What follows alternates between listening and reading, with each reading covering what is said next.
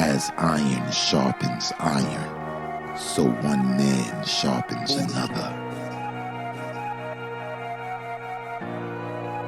Or the story. I thought it was a good story. I just felt like it was parts of the story that lagged a little bit for me. Your cadence, man, it captivated me. Me, it's just the sincerity in the piece. You know, I could feel that, and the emotion is always going to win me over when I can feel that it's real. So it was one of those pieces that, you know, where you're waking people up. You know what I'm saying? Bringing awareness. It was an awareness poem, and I really dug it, and I really dug the message behind it. Thank y'all very much. I really appreciate it. I appreciate the space. Are you ready to enter the dojo? Here, iron sharpens iron.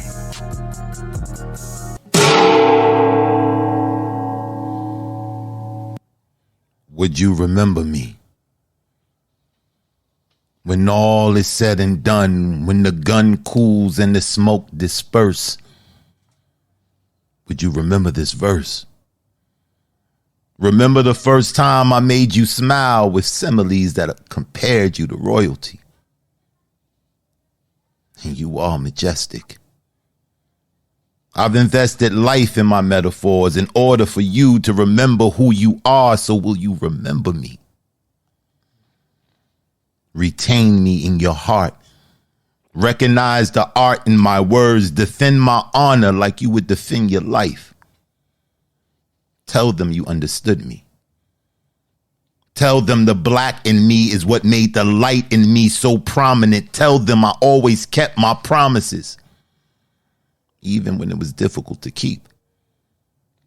Tell them that my speech was profane sometimes, but the sentiment behind the curses was to curse the disease of complacency. Tell them I would be the first to admit that my aim wasn't always positive, but I stayed positive. Tell them I was a poet, and tell them I never compromised that. Tell them I wrote with purpose, with strength and determination, and that I would never turn my face in disdain and contempt for the sincere.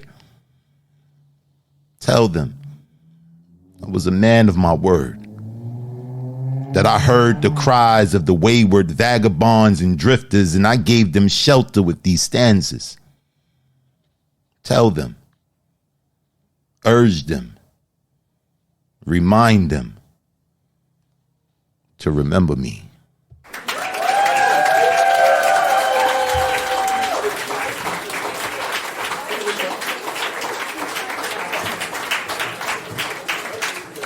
Welcome to Iron Sharpeth Iron. I'm your host, Poetic Black. Mr. Written in Pain, are you in the building, my brother? I'm in the building, sir. What's going on, man? Oh man, it's good to hear your voice, King. Man, you've been out of commission. You're back in the saddle of things. And what's good, bro? How was your week, man? Man, everything, man. I'm happy to be here, man. That's all I'm gonna say, man. I'm glad to be here. I feel you, man. The man got you down, man. The man got you busting up the Schiffer Road, you know, singing the old Chain Gang song. You know what I'm saying? I feel you, man. I feel you, man. I know how it is, bro. But it's good to be back on the platform. Yes, Iron Sharpeth Iron. I look forward to this every week. If you guys didn't know, my co-host wasn't here last week. But you guys, I made the announcement that Iron Sharpeth Iron is now officially a podcast. So the format, as I explained last week, is going to be a little bit different. We bringing people up one at a time. Mainly, we want everybody to be able to come in the room, but we want to be able to give everybody, you know, to be able to give them that constructive criticism. We want to be able to deep dive into each poem. So we will bring you guys up one at a time, and then we'll bring you back down to the stage. If we have time to get a second round, and we'll do that. But if you want to spit and you want to be, if you want to come up on the stage, know that when you do come up on the stage, you are being recorded, and it's going to be everywhere. It's going to be on Amazon. It's going to be on Apple, Spotify, everywhere. So I just want you guys to know that if you come to the stage, you know, this content will be everywhere. So type iron in the chat if you want to spit. I think the mic is warmed up enough, my brother. What you think, man? You want to get right into it? Say it again, bro. I said you want to get right into it. Yeah, nobody typed iron though in the chat. Nobody typed iron in the chat yet? Nah. That's a little unheard of. What? Everybody shot?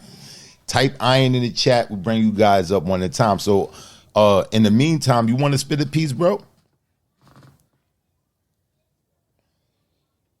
Yeah, I could do that. All right, let's do that. It's been a minute since I poeted. Stop it. Poet every day.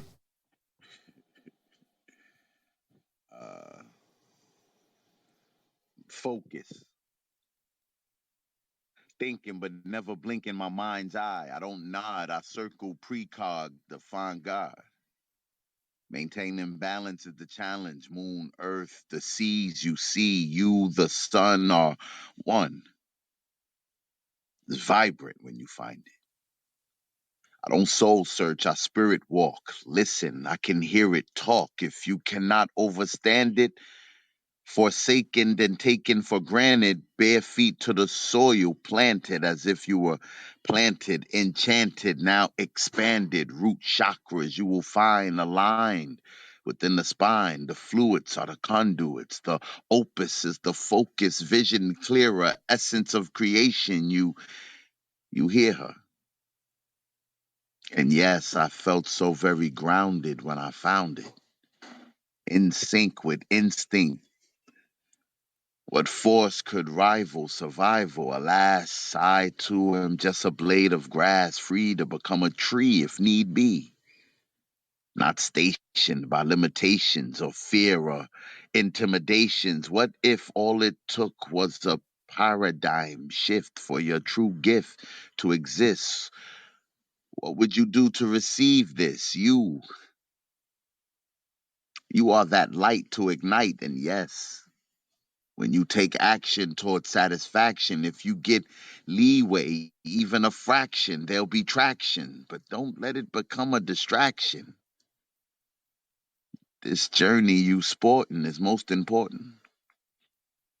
Why should your destiny be something you're courting when this is the one fact you can't escape? You were born to be great, create, innovate. Why not try to fly? Instead of denying fate, or remain blind to the time it takes. Just breathe.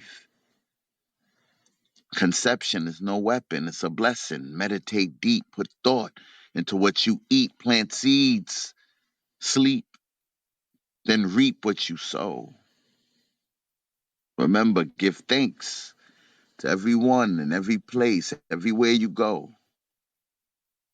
And always remember to follow the flow. Dowsman in pain. Definitely. Dope spit. That's one of your more thought-provoking pieces. You know what I'm saying? One of them pieces you settled down in, and you really throwing you're doing your Emerson thing right there. I just want to let you know that, my brother. You know what I'm saying? You're doing your Emerson thing, your ones and twos. Very thought-provoking, that spit right there, King. Thank you, brother. We'll get this party started, man. People just start falling in and they start typing iron. Let's make sure our list isn't, you know what I'm saying, coincides. I got Tender Miss, Elizabeth, and then I got the Griot. That's how you got it? That's how I got it. All right, so we're gonna proceed like that. Let's welcome Tender Miss up to the stage. Let's give a warm welcome for Tender Miss.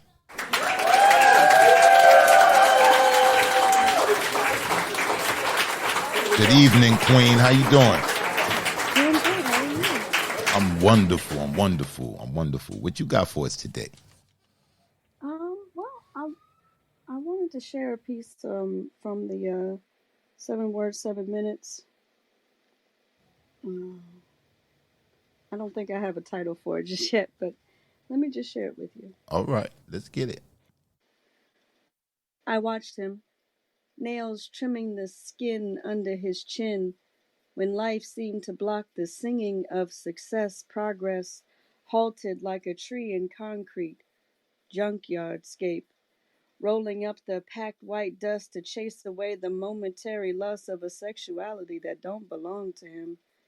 When he was a baby, his mother held his truth to be self evident that he was heaven sent. Pride and joy turned to a midnight Trojan, chasing the horse into understanding, running away from the sight of his sister with someone else's mister. Finding months later he was the beneficiary of a monster that allowed her childhood to be squandered. The mother holding money that his clothes that said new, fresh, and flirty he wore somehow always felt dirty. Swallowing 80 proof before 10:30 just to sleep deep, creeping, bending knees to a different reality, killing endorphins with the numbness of silence. The crutch was the belief that no one would believe it. Masturbation after rolling up to Mary Jane, working genitals until the numbness mashed his heart. A fiend turned sculpture in the park. Poem.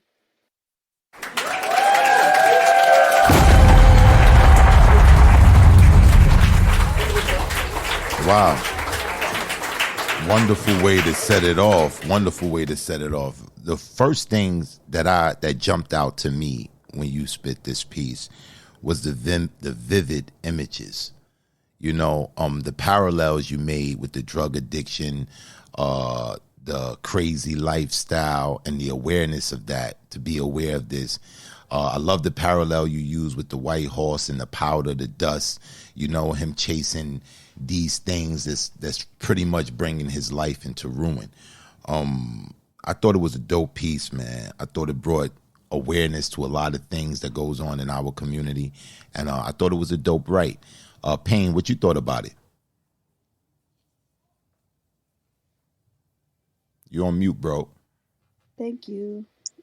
My apologies. I liked the piece a lot. I really did. And it was very vivid in terms of the images you presented. For me personally, I just think you would do this piece a lot of justice if you just. And there's certain parts in the piece, especially when you get towards the end of the piece. I just would want you to kind of nail the delivery a little bit, like kind of like as if the person you're talking to or the person that you want to hear this poem is like in front of you. And I feel like if you were able to do that, or if you mastered kind of making the piece more conversational and a little bit more emotional, I think that this piece would be like out of the stratosphere. But I really like the writing of the piece, and I like the concept of the piece. I liked it a lot, Tenderness. Okay, thank you. Yeah, and even the fact that it was a prompt as well, a 7-minute prompt. You know, this piece definitely has potential. It has potential to be a showpiece. You know what I'm saying? I really dug the concept. Concept was dope, and the awareness was right on point. Thank you for sharing that, Queen. Thank you for having me.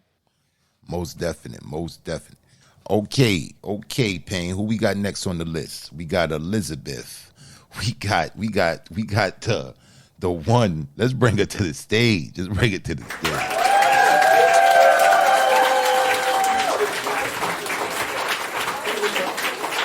We got the one and only.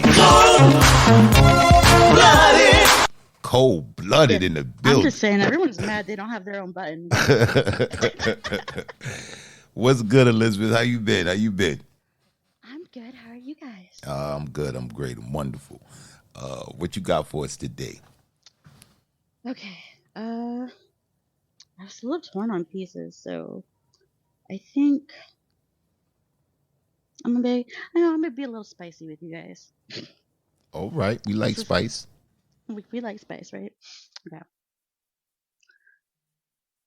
His world flourished during the spring equinox as she gave herself over to the curator of her inner divinity. Symbolic by nature was signature of the ambient dynamic feasted upon delicacies of his submissive. Arcane perversion shaped and molded by his subject, triggered by the depth of his need to plant his seed as she grasped in length of the width of his brush, straddling him in the warm but urgent kisses that spoke 1,000 words where no words were needed, nurturing and nourishing in the realms of the unseen but felt, and her eyes were wide open shut of visions of his touch. Gentle but hard kisses upon delicate flesh, waiting for him to assassinate her fears while surrendering to her fickle ideals of savoring his every last breath as her own. Hypnotic motions create the flow of secret untold constellations blazing across the sky. Subliminal moments of heavenly bliss that words couldn't define, even in the cursive of his kisses, trickling between the depth of her masochistic desire as he imprints himself upon the blank canvas of her innocence and purity, marking the psyche and holding the heart for ransom by passionate kisses, swollen notions, and heightened cardinal desires juxtaposed in a skin deep indent upon tender skin and ferocious moments. Scattered petals drifting upon the gentle breeze is his need and want, heart stripped bare were the ties that bound them together as friend and lover, overindulgent, hearts conquered by a mouth full of his sticky love, pure but tainted as she grips her tightly as she is stroked softly, is his hardness immersed in the vortex of being devoured, while ambient pearls, masked elements will threadly intently. Angelic bindings, the bound of the innocence not tainted, exposing the vulnerability within her embrace of duality, seeing within her the way of defining his love for her. In that moment, she pondered his whisperings of true love as she screamed internally by the unorthodox execution of his hidden desires, leaving her on edge and the tingling begging for the more of his wrath to rain upon her. She loses her composure in the middle of explicitity, mass disclosure, emerged in oblivion as his guidance triggering. Heat to collide to the core of her sticky but sweet, violently yet carefully tenderized, and solidify himself as he throbbed and ached to explode, leaving her dripping with his love. The scent of him lingered potently, as if to mark his territory, and he learned how to extract the sweetness honey from her which she could taste upon his lips. During the time spent unpeeling the layers of one another, she peeked into his soul, though through the lavors of his heart, bounding amongst the notions of fragile and peaceful silence to sustain and endure, wrapped tightly in his love security. For a moment, he despised himself for taking what he needed so abruptly and so forcefully, while she met him in the depths of reciprocity and her tenderness to love him tenderly, hoping that she sustain her heart without tearing her from the inside out. She loved him unconditionally, without touch of his breath and heartbeat alone, between all the rights and wrongs and all the light and dark that made them who they were, mind, body, and soul. She found herself between the perplexities without guilt. She threaded the fragments together to bind and heal the heart of the soul, loving unconditionally without pretense, fear, or loss, because everything I am to you, you are to me, and I am more because I am a masterpiece. He is my painter, for he has completed me in his paint.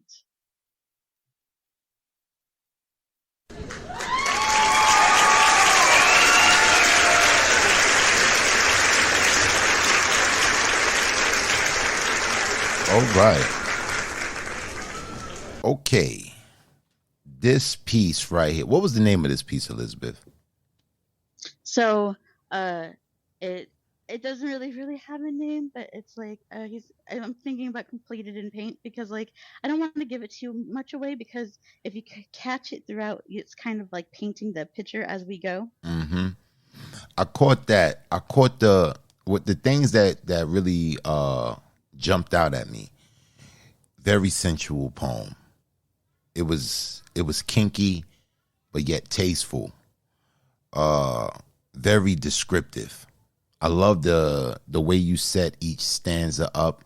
You know, I felt like as me following the poem, you know, every room or every occasion, you know, it was like I knew a little bit more about the scenario. It wasn't just like it was surface level.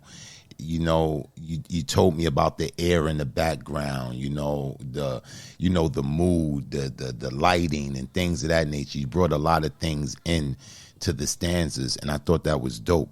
The one thing I would say as far as critique wise, maybe a little less breath, you know, and you have a habit of starting out, in my opinion, too fast. You know, it's like you you coming out for a race. Like, and it's like, I don't know if it's excitement, but it seems like you're rushing the gun. Like, take your time when you start these poems, especially this poem, very sensual. Take your time and build it up before you get into it, so you can really develop the mood. But I thought overall this was a great poem. I thought it was very visual. It was very erotic, but at the same time, it was very tasteful and sensual, more so than like dirty and raunchy. But it was definitely kinky. I really enjoyed it. What you thought about it, Pang? I'm only gonna second everything you said. I just want to emphasize the fact that this piece has layers, and I think the storytelling aspect of this piece is the strength to the piece, and I think you do it a disservice, like Black said, with that hurry up delivery, kind of how shoot out the gate, kind of with it's just the pace of the delivery to me. It just takes away from the storytelling in the piece, and the storytelling in the piece is very, very good. And I really think uh, if you slow the pace down a little bit, it'll give people a chance to kind of just absorb the writing and really see these pictures and really dig into the picture that you're painting in this piece. But you know, the piece was dope, Elizabeth. You cold blooded. Definitely, man. Great piece, Lizzie. Great No, I piece. absolutely agree with you guys, and I usually do actually start this piece like slower. Uh, I don't know, nerves. You know, sometimes I do get nervous on stage. It doesn't matter what stage. It's Mm-hmm. clubhouse stage, real stage. Like if you ain't nervous, you ain't. Why are you there? Indeed. And you got choked up on that word reciprocity. I get Yeah, choked up on yeah. that word a lot too. I hate that word. But that word right there, man, I always get choked up on that word as well. But overall, Elizabeth, great piece, man. Great writing, and great storytelling as well. Thank you for sharing that. All right, Thank guys, you. remember, if you guys want to spit, please type iron in the chat and we'll bring you up. Who we got next, bro? The Grand Griot. Oh, Griot in the building. Let's bring the Griot up in the building, man.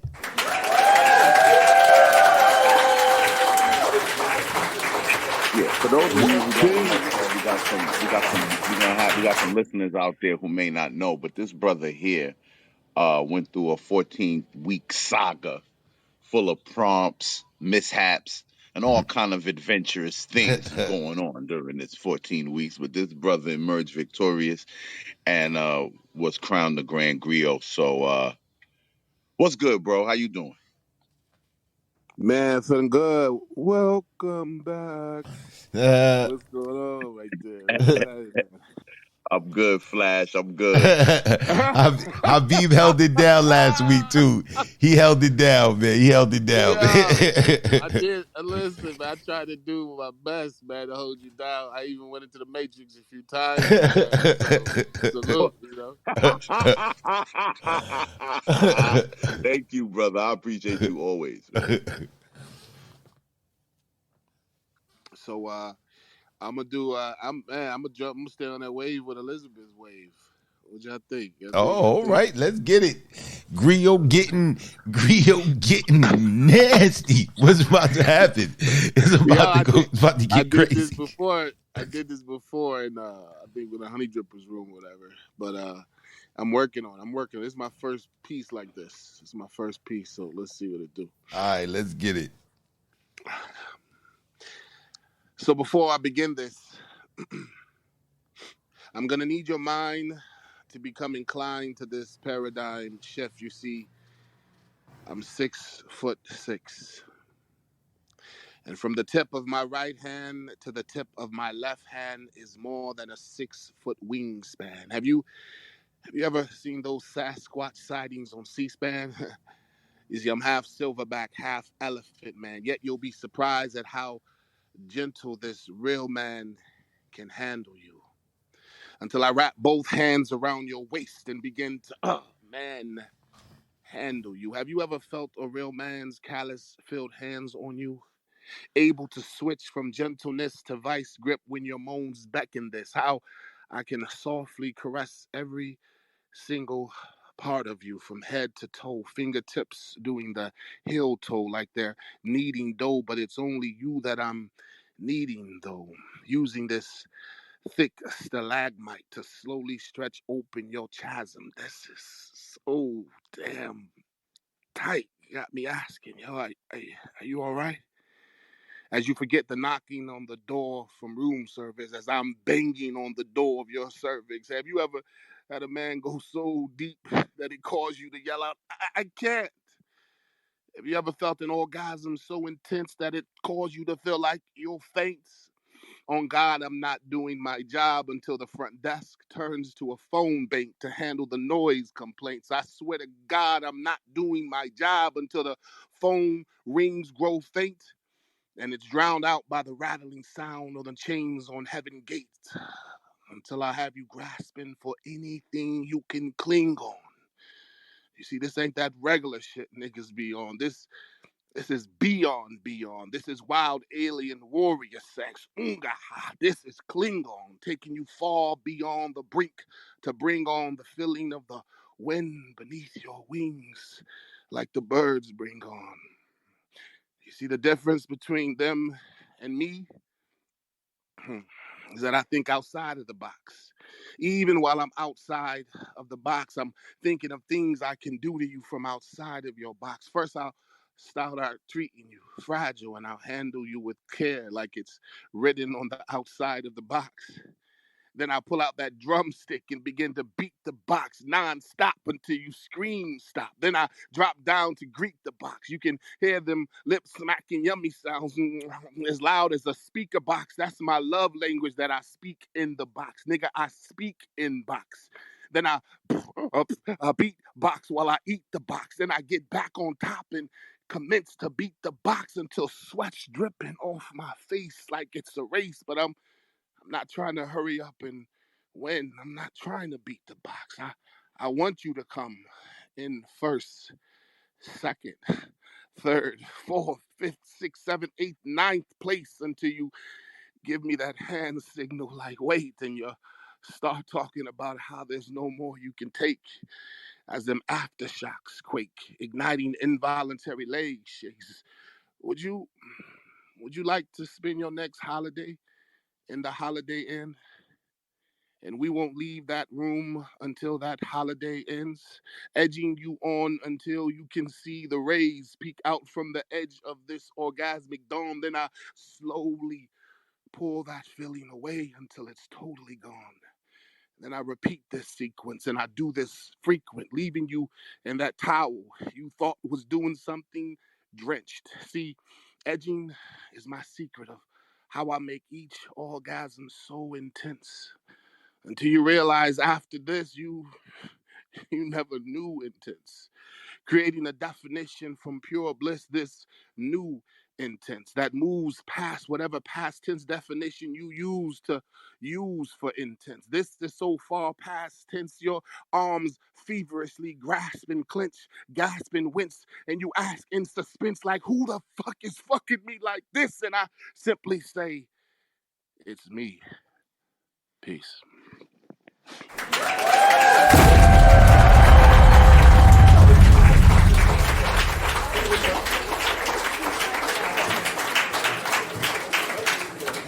Wow, Habib. you, you out here wilding. Now look, I don't usually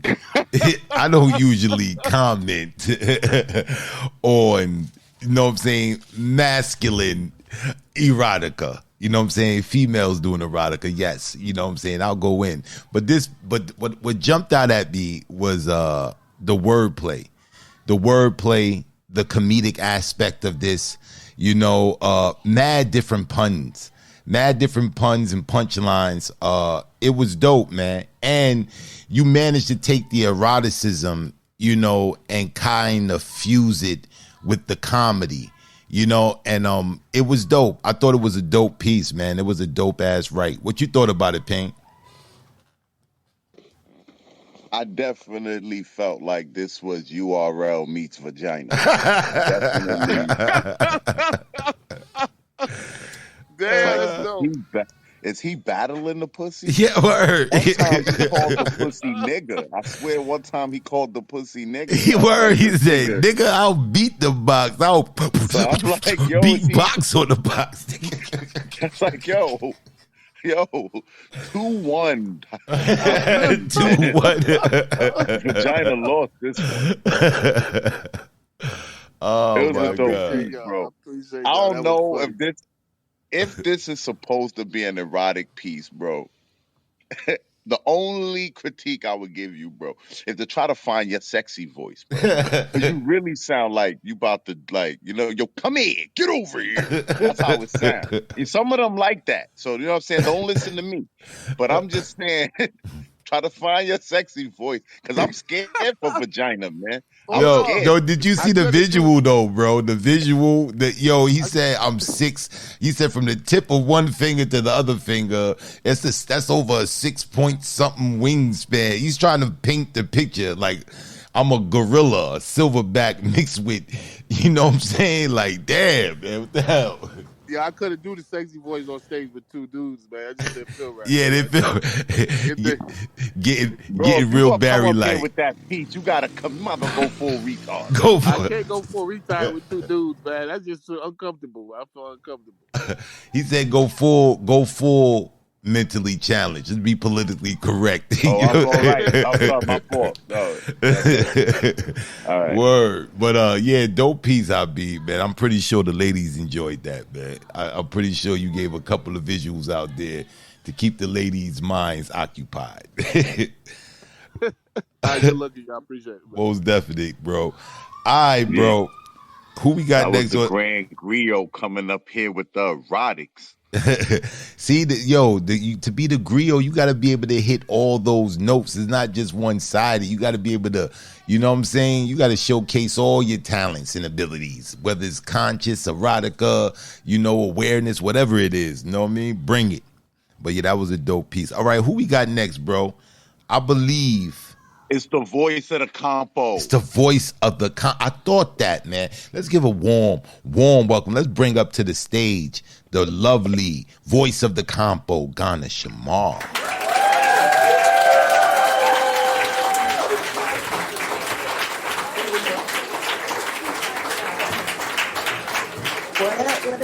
What it do, sis? What it is, man? What's popping, man? What you got going on? Bros, how y'all doing? What's good? What it do? Ain't nothing, man. Chilling, man. We chilling. What you got going on, G? Oh, I'm chilling. I got off of work somewhere early. I just been chilling a little bit today. I feel you, man. You got you busting up the Schiffer Road too. It's hard work being poets in this day and age. It really is. We got to work and we got a poet, man. It's hard work, man. We dedicated though. Real. What you got for the people tonight? I got this poem I was working on. Feel like it's in the theme of the night. Okay.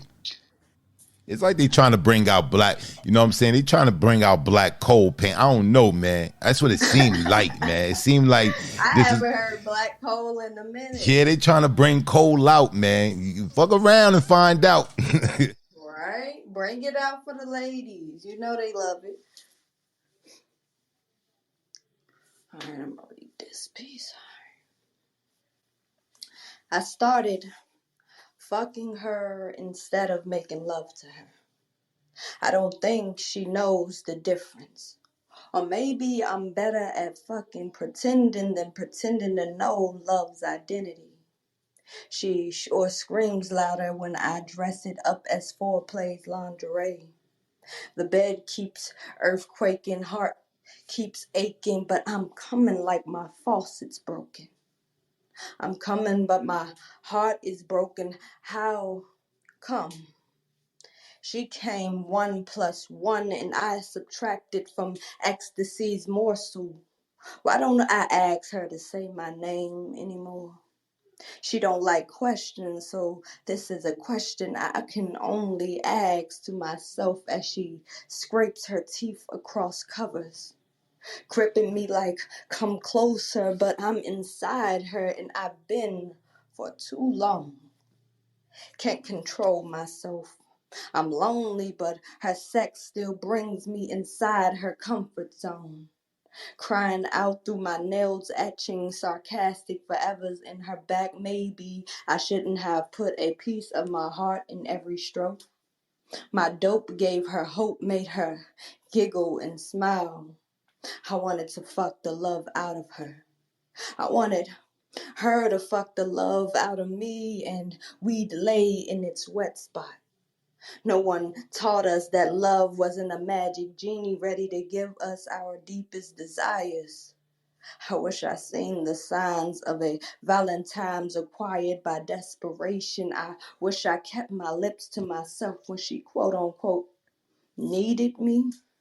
I wish I didn't take her one I love you and bury it in my soul as if it was a time capsule so hopelessly romantically involved with mishaps.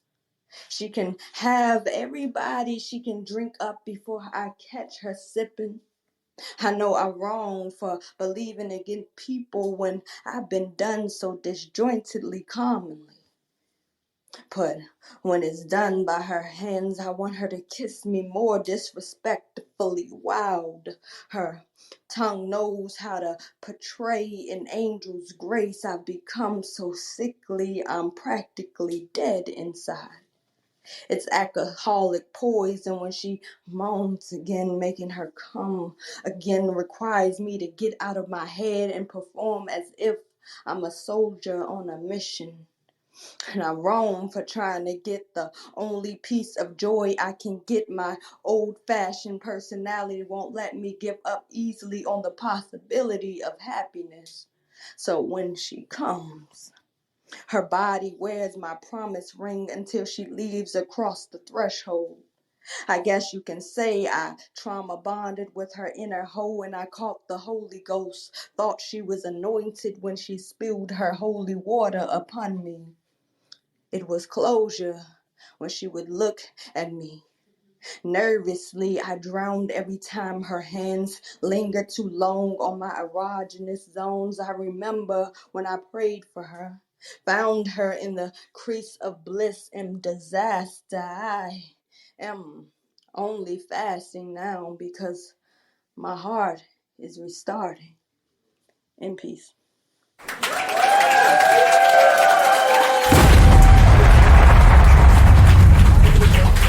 We gonna have to talk about this shit. We gonna have to talk about this one. Yeah, we gonna have to talk about this one. God damn. That was the first thing. That's the first thing that came to my mind. God damn. Kicked in the motherfucking door with that one. The line I lost it with was I wanted to fuck the love out of her. I thought this was a great fusion between prolific and downright nasty. And I thought you rode the lines between that like expertly. You know, the different you said her inner Holy Ghost. What's that line? You said, I wanted to do something with her in Yeah, I the wanted whole. to, that's why I was Yo, gonna ask you to run that back. That whole Holy Ghost, her holy yeah, water, run all that yeah. back. Run that part back right there. I guess you can say I trauma bonded with her in a hole and I caught the Holy Ghost. Thought she was anointed when she spilled her holy water upon me. Sick. That was sick. You know what I'm saying? And then you quantified and you did math with the orgasms. That was fucking crazy to me. You know what I'm saying? Her 2 minus my 3, like, I'm like, damn, she doing calculus on the pussy. And I'm like, yo, this shit was just, it was like upfront, in your face, but at the same time prolific, because it was so many stanzas that just made you stop and really think. You was definitely on one with this, man. This right here is definitely one of those pieces that this is for the stage. You know, this is a performance piece. I see the jazz playing in the background. The room is dimly lit, and you taking us on a vibe, because that was a vibe right there, G, for real. Pain, what you thought about it, bro? So it get a little creepy when I listen to G, because sometimes listening to your poetry, I get confused because sometimes I'll be thinking like, am I a lesbian?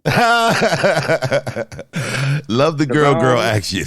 I don't know. I'll be thinking like I might be a lesbian. I gotta look in them. I got some inner conversations I need to have Yeah, with man. myself. But You yeah, man. definitely are a lesbian, bro. Yeah, I Really think are. I am too, man. I think I'm a lesbian, man. I think, you know, I love it so for much. Sure, y'all both lesbians. Yo, thank you for clearing that up for me, D. I appreciate it, because I was very listening to that poem. It had a lot of I was like, am I a lesbian? So listen, I love this piece, man. That part that Black brought up, man, that was what I was gonna touch on a little bit, man. That whole inner, I loved all of that, and I related to it, and I felt it in my soul. So that was a great job, G. I don't know. I don't got nothing bad. I don't know. I don't have no compo. That's what I'm gonna say. Yeah, that was it right there. Yeah, my bad. Yeah, that Look, right y'all there. got Black in the mood. He already got the music ready for when the show over. He wildin'. But yeah, I was like, yo, man, that right there, man, that put me in the mood right there, because she really fucked me up with it, because it was like, it was erotic. The first stanza, I was like, yeah, I'm ready for the ride. And then she got prolific on me, which it kind of fucked me up, because I'm like, yo, this is some erotic shit, but this shit is still prolific. And these are some really love bars that I'm really digging. Like, I want to fuck the love out of someone too. Like, that was dope. But yeah, G, man, appreciate you bringing that through, man, and sharing that. That was fire. All right, Payne, who we got next on the mic, bro? They setting it off tonight, man. Yeah, it's crazy. Next on the mic is Miju Robinson. All right, Miju Robinson. Let's bring him up to the stage. What's good, King? What's the word? Hopefully y'all having a good night. Man, we having a great night, man. This is a great night of poetry, bro. What you got to contribute, King? I got a piece here, man. I got a really good piece here that I want to perform here. I want to know y'all thoughts. All right, got you, brother. This piece is called Voodoo. I don't see black. I see tombstones. I see hunger pouring bleach on magazines that covers my skin with vitiligo while it's vital while I go flatline. Hear the beep after the tone of death. Ghosts can't even find a word for my apparition that buries phantoms with superstition. Nah, I mean ammunition, blackout rounds that fold curses in the afterlife. Since I was told after birth that flashes of a perfect life would come after strife. Blood don't fall till the afterknife sticks stones, prying to break your bones. I don't see flesh, I see sirens made of silicone. But hey, you ain't black if you ain't part of the trauma gang. Trauma gang. If I had a flag, it would be black, the same color of skins that cracks the whip of these cottonmouth masters. Plantations, having planetary devastations as my ancestors almighty pushed these poor villages to dust. Now I walk around to see the round cycle like a pair of dirty clothes that can't be washed. Trauma gang, sisters with blisters. From life shifters that were to be lifters but were drifters. Mr. Put a bullet in a nigga to commit suicide in the system. Mr. I put my hands on women because it makes me feel high value. Mr. Where is my real father? Trauma gang! Like I said, to the blood I shed that's hidden in the backyard. Some days my spirit feels buried in a Ouija board. People test my alphabet by moving my planchette. I mean my patience. Shifting my voice side to side with a yes or no. Like, nigga, did you not hear me the first time I knocked over the chandelier? If I do it again, you won't have time to say goodbye. Because the word would manifest your doll and I'll be holding the needle. Trauma gang is the voodoo of our culture. And is why I see skulls tattooed in our cemeteries. I don't see black. I see tombstones. And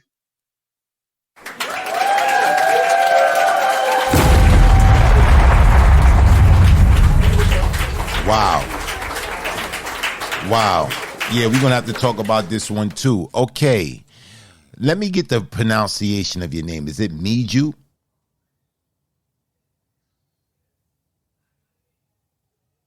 What's the pronunciation? yeah, it is. Miju, right? Okay. Yeah, I want to make sure. Okay, my brother. First thing that really, that stuck out to me, and I was trying to find the parallel, was the title of this piece, Voodoo.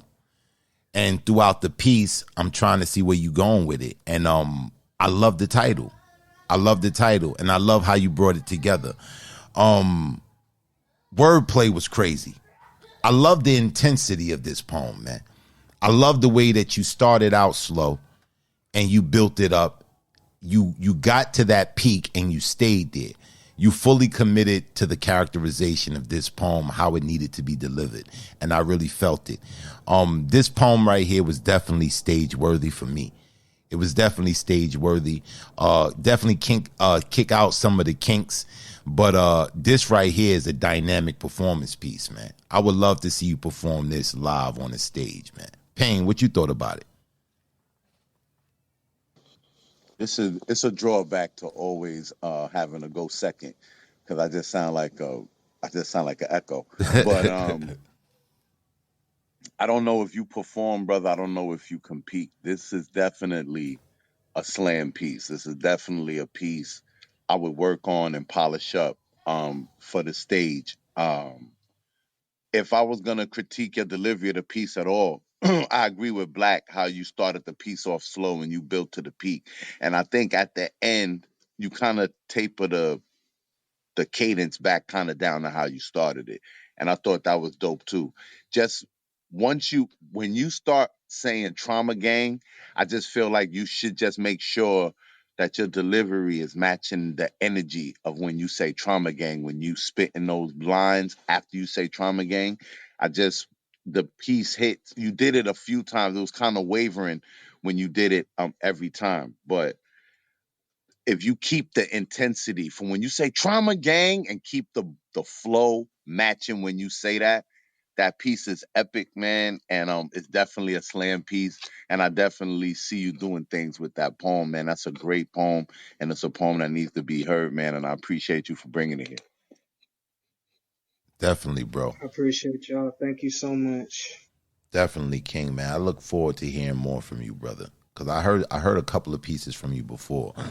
But yeah, that's why I wanted to get the pronunciation of your name, man. Because yeah, you got something with this, brother. You really do.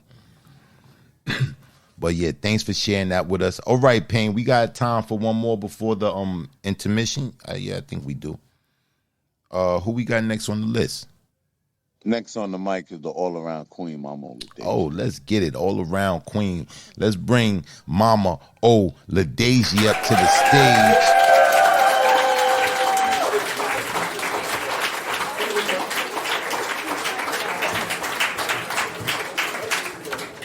all Great. around queen. How you doing, Mama O? Well, I'm still breathing.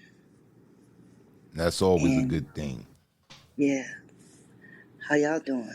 We good, man. I'm good. I'm good, man. I'm really good. We holding it down, Mom. We holding it down, trying to keep this thing moving. Okie dokie.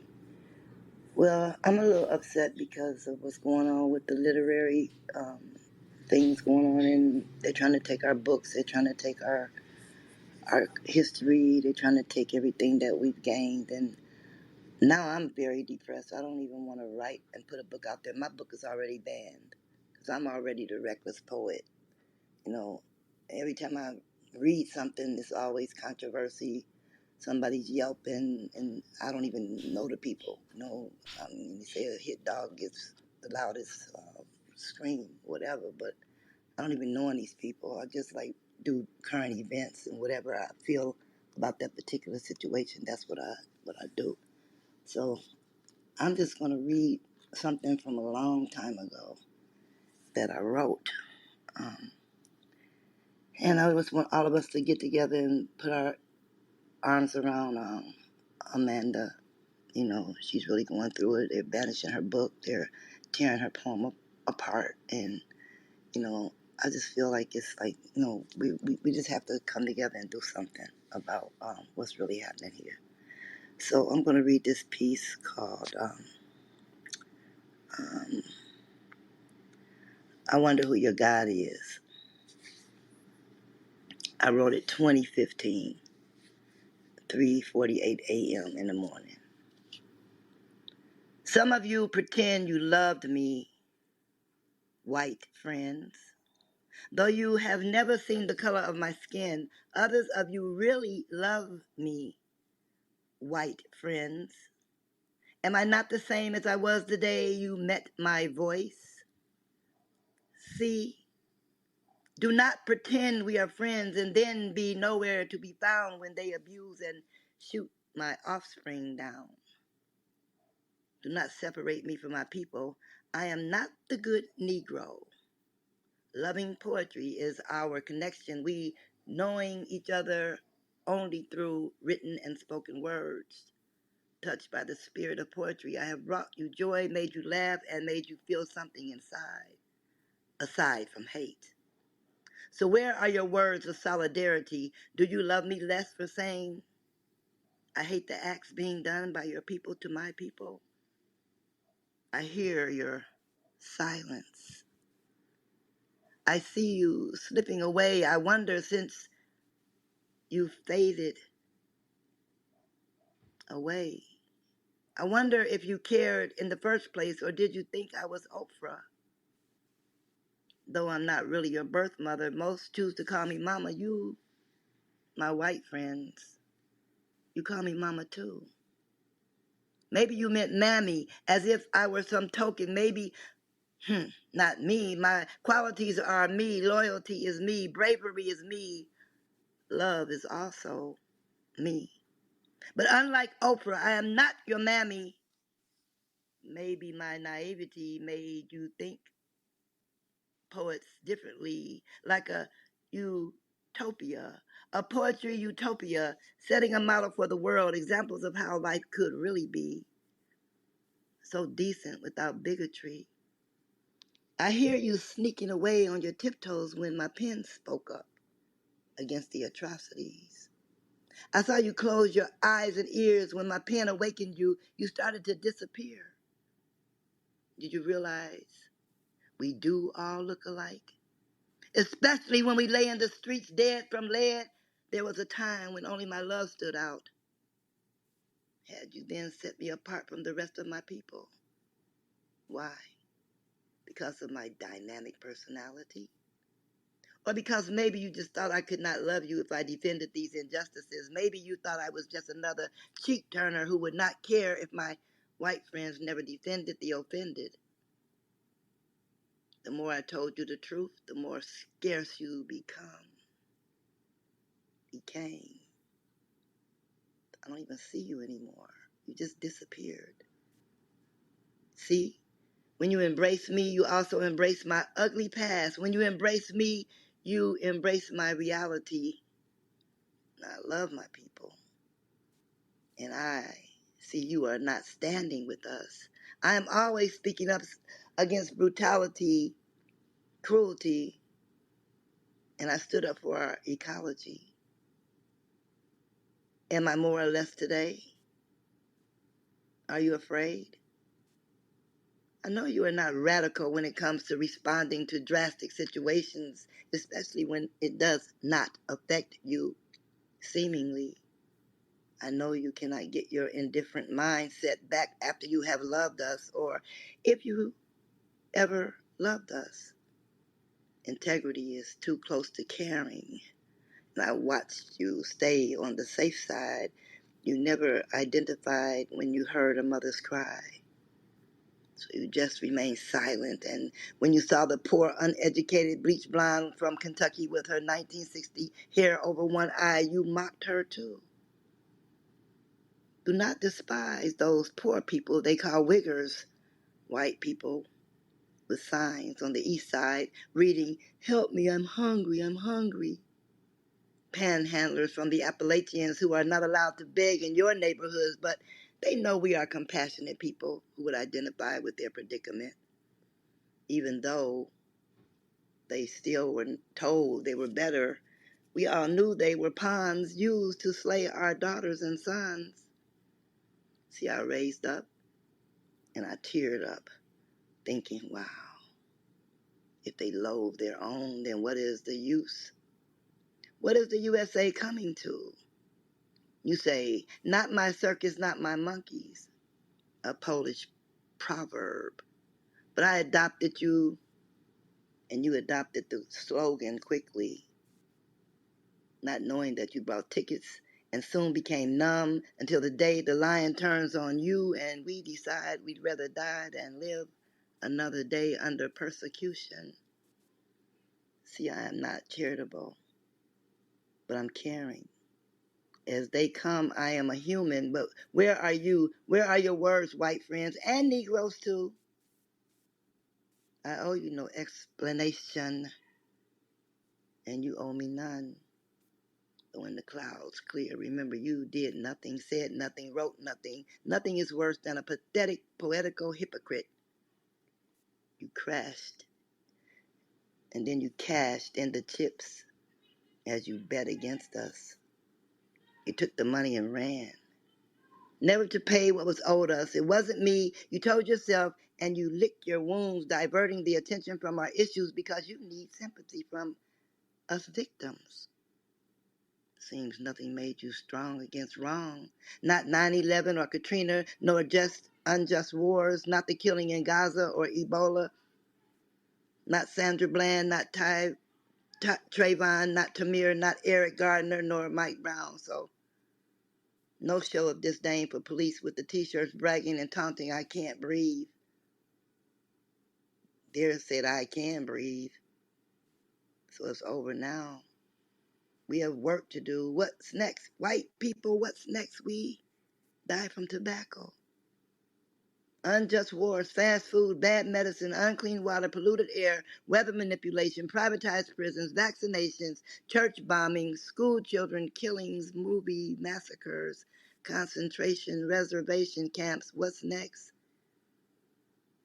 Civil unrest, slavery part 2. Some of you Negroes have been of little use. Where's your solidarity for us? When they rake the minerals out of Africa, we can't even get paid for what we own. The wicked system. So I also wonder who your God is. My true white friends would never trust the real me if I did not hold them accountable. They would never trust the real me.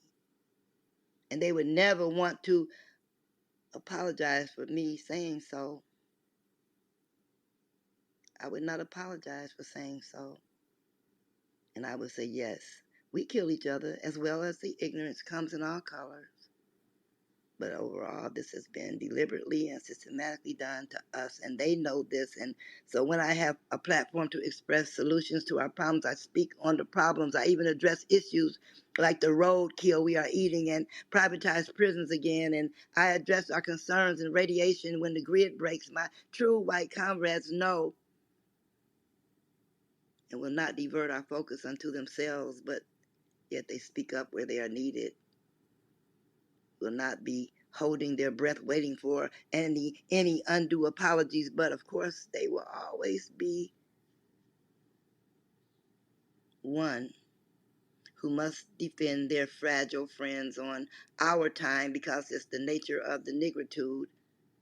And this poem is unfinished, and I haven't even wrote the new chapter because there's always need for more, and the hit dog always yaps the loudest.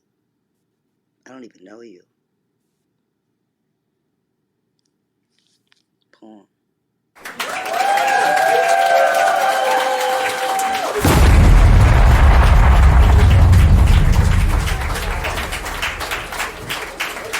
All right.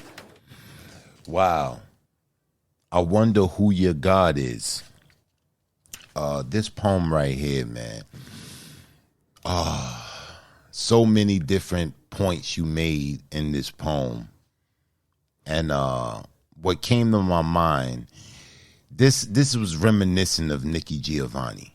Your cadence, your the social awareness in this piece. But what came to my mind, I don't know if you're familiar with it. You may be familiar with this lady, Jane Elliott. You ever see her videos? But she do a lot of videos that talks about, you know, social constructs, you know, how we deal with each other socially. And she do a lot of what you want to call like social experiments, where she divide rooms and she divide people based on their eye color or their hair color to give people the idea of what racism do and how people of color are affected by racism. And she's made, I mean, tremendous strides. But it's phenomenal work. But this gave me, you know, it just took me in a room of one of her social experiments. You know, when you talk about tears, white tears, and you talk about the things that's going on in our environment, and then it gets diverted because someone feels, I feel bad, so we're going to make it, forget about the atrocities and the oppression. We'll make it about the tears. And I thought you brought awareness to that. There was so many different parallels in this poem, man. It was a long, lengthy poem, but I didn't mind the length. You know, I felt like this was a sage or a griot teaching, and I was just taking lessons. I really dug this. I love the pace of this poem and everything, even though it was long. I really dug the length of it, and I dug every piece of it, and I thought it was still relevant. The fact that you wrote it in 2015 is so many parallels that you made in this poem that is still relevant today in 2023. So talk about writing about the times, you know, and I thought it was profound. I thought it was a great job, Mama O. What you thought about it, Payne? You know, it's sad that a poem written in 2015 that's dealing with these kind of social issues and dealing with these kind of things is still relevant in 2023 and still hit home to the point where you could have wrote this poem yesterday and it would have carried the same relevancy. I agree. This is a listen. I don't know to call this a poem more than it's just like it was just like a learning experience, as well as I really what I loved most about it was the direction you took in terms of talking to the white people or to your white friends, or just kind of taking a perspective of the white tears.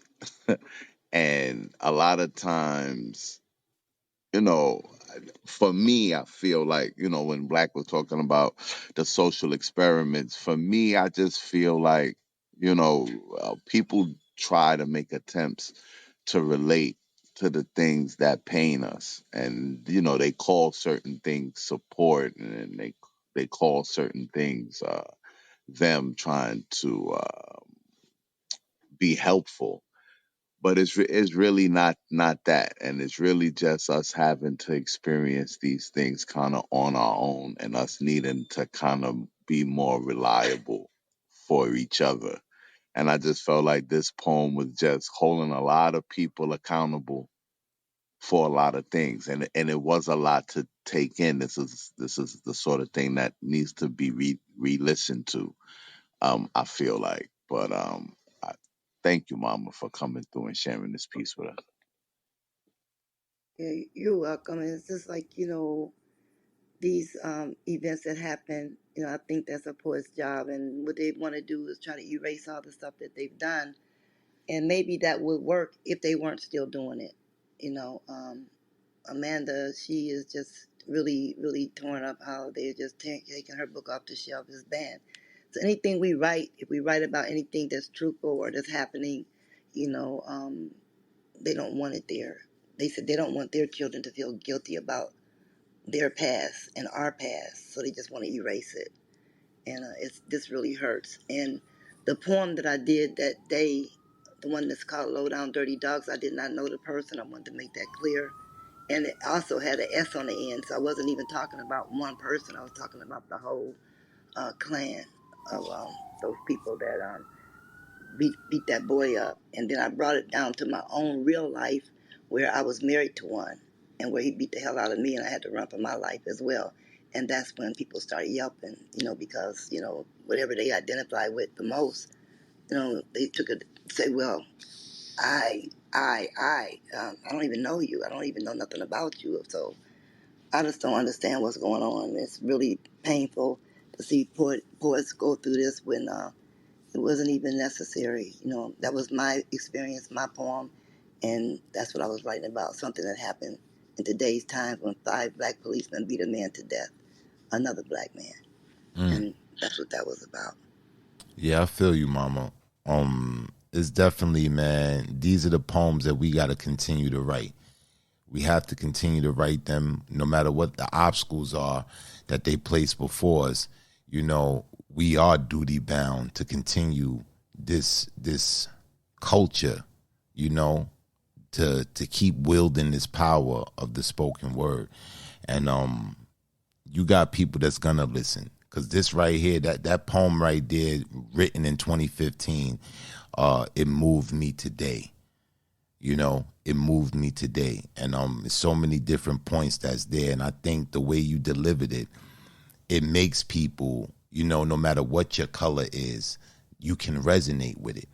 It's the truth being spoken. And people can see that side of it and look to address these things to make our communities better. But we have to recognize the problems. And I thought that poem was really highlighting the problems that goes on in our communities and how some people just don't get it when we say certain things or when we feel certain ways, how they just don't get it. And that poem was an attempt to let them understand that. And I thought it was great. I thought it was phenomenal and it's needed. Thank you, Mama. We appreciate you. You're welcome. So what do you think we're going to do about putting our books out there now that we already know they're basically probably going to be banned from the beginning? Do we still pay all that money to have them published, and do we still try to put them on the shelf? I say self-publishing, and then cause I know a few brothers that do the books, and one brother, man, me and Payne know this brother, Brad Bathgate, and dope poet. Yes, sir. Dope poet, man. He done wrote 7 books. And you see him in New York City selling those books, self-published. You know what I'm saying? And he wrote 7 books and he sold a lot of copies right on the train. just going out there and engaging with people. So there's always going to be, when the powers that be try to prevent something from happening, this is nothing new to us. This is nothing that we haven't seen before, because they always do that. The people that got a positive message or have a message is going to raise the consciousness of the people. They don't want this in high rotation because the people are thinking now, and they can't just get over anything over on the people. So it's just up to us, even though we don't have the backing of the mainstream to push our messages or push our agendas. You know, we still have to do it for the people on the grassroots level. You know, so even though it's not reaching that mainstream, where it may not be in Barnes and Nobles, but you can have a hood classic. Master P showed us that. You know what I'm saying? You can go platinum in the hood, and you can affect change in your hood, wherever you at. So we just got to keep on going. We can't allow any of these things that they try to do to inhibit our progress, you know, getting our words out there so people can benefit from them. We just got to keep pushing. If we got to just do it and sell books going from venue to venue, you know, we just got to keep it going, man. And that poem right there is why we write. It's the reason why, you know. So thank you, Mama, for that. We about to get into this intermission, guys, so we'll be right back after these messages. And now, 2 cents with Written in Pain. Independence Day. I know we all have childhood nostalgia, summer fun with friends, lighting M80s, putting them in a cat. Having fun with friends with fireworks. Barbecues. Family coming from far and wide to eat some ribs and chicken. The thing about this holiday that's always bothered me when it comes to the black community is that this is the celebration, the birthday, if you will, of America, the United States, a country that has always maintained a certain level of disrespect for people of color. This level of disrespect has spanned over multiple centuries all over the globe. So the idea that African Americans, black people, if you will, have allowed themselves to become so brainwashed, so detached from their history, that they've allowed themselves to partake in the celebration of the birthday of a nation that helped destroy not only their ancestors, but future generations up until this very day. And I get it. It's a day off from work. It's a time to go visit family or have family come visit. And I'm not knocking that. But there's a lot of days set in the calendar year for that to happen. Also, I feel like with the addition of Juneteenth becoming a national holiday, that maybe we can substitute the celebration of Independence Day for that. Maybe we make Juneteenth our Independence Day, because I guess, to quote the great Dr. Barashango, to celebrate one's enemies' triumphs over them, that's mental genocide. And that's my 2 cents.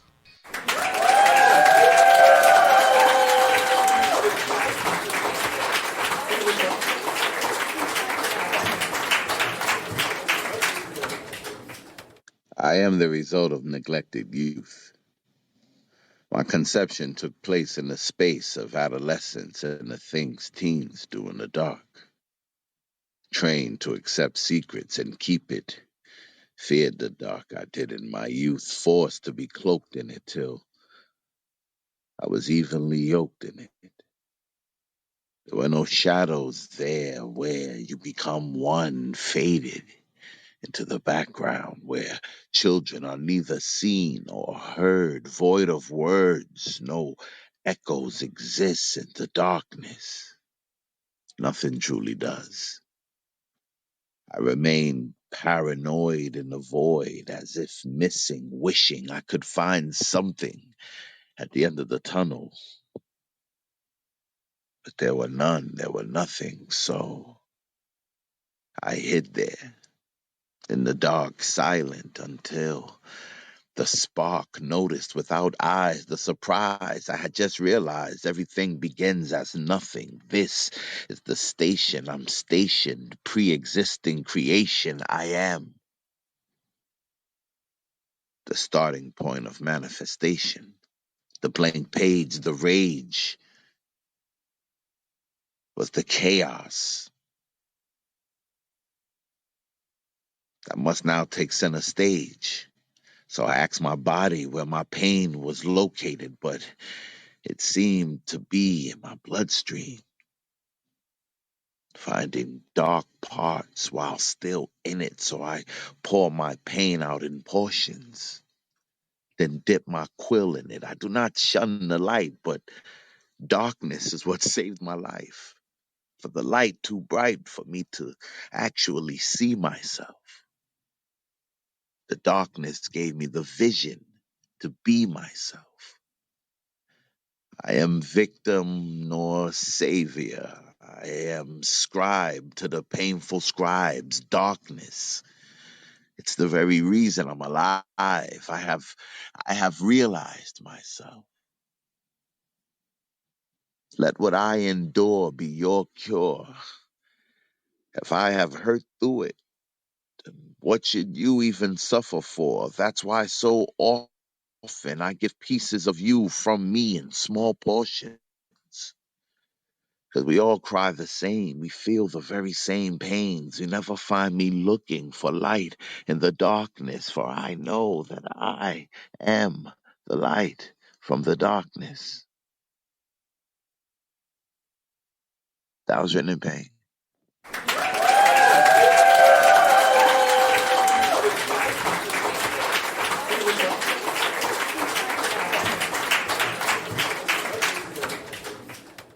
I love jazz music. The 1920s, the jazz age. A stage for legendary giants, defying in their time, but boy, they made timeless music. Duke Ellington, Louis Armstrong, the Muskrat Ramble. The way he handled that horn, you knew he was born to do it. You ever get stuck in a vibe? Funny the things strings, horns, and keys can do. Eclectic, carefully selected notes and chords, rhythm and harmony. Breathe life in the music. I think they knew what they were doing. Not the music and all, but all they did for the race.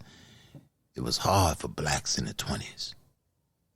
Faced with racism, segregation, and limited occupations, Duke and Louis found ways to bridge that gap.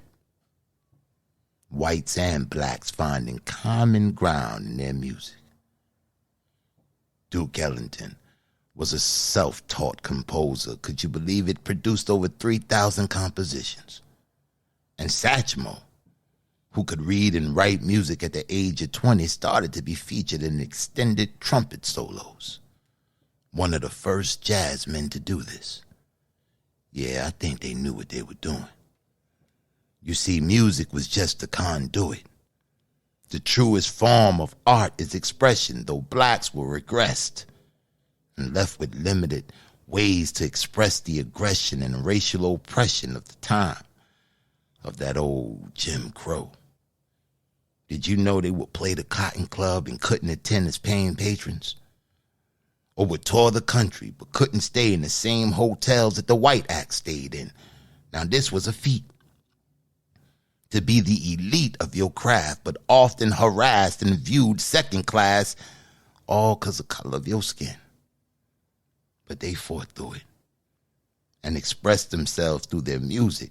They used percussions to start the discussion of racial equality. Strings to open up the doors to musical diversity.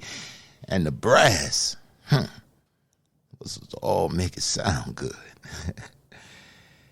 This would in a subtle way begin to decay the wall of separatism. You see, music is colorblind, sublime, divine in nature and contagious. Be surprised how spacious the heart can be when Satch blowing that horn. Yeah, I swear I love jazz music. And I honor her contribution through the influence and affluent artistry embodied in Duke and Satchmo. Let me hear that horn blow. Let the rhythm protrude my veins and kiss my soul. Fingers twixt like tips on drumsticks, stinging cymbals. Duke nimble on them keys. Yeah, the jazz age. A stage for legendary giants. Defying in their time, but boy, they made timeless music.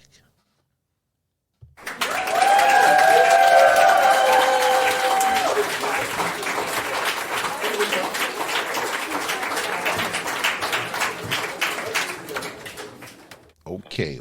I see you over there, man. You see me? What you doing? You see what I'm doing over it. Now I had a, you know what I'm saying, go dig in the crates and, you know what I mean? But but yeah, man, yeah, that piece you spit, bro, that was crazy too, man. You know. Oh, thank you, man. I appreciate you. That was crazy. Yeah, that was crazy. That was the dark side of pain. If you didn't know pain, if you didn't know the depths of pain. Yeah, man. I think the mic is back warm, man. Let's get back at it, bro. Who we got first on the mic after this intermission? The next on the mic is Eden Malcolm. Oh, let's bring her on up to the stage.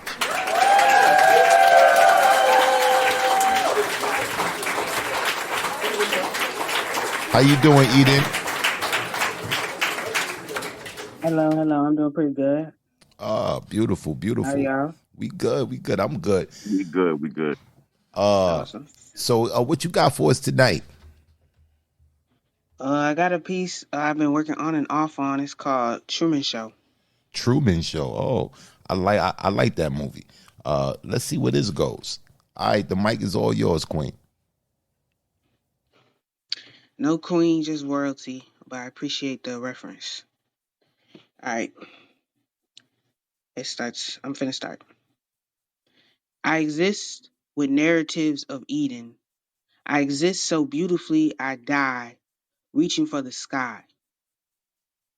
I'm dedicated to free the masses, but sometimes fuck they asses. Like Harriet Tubman, I'm coming back for they asses.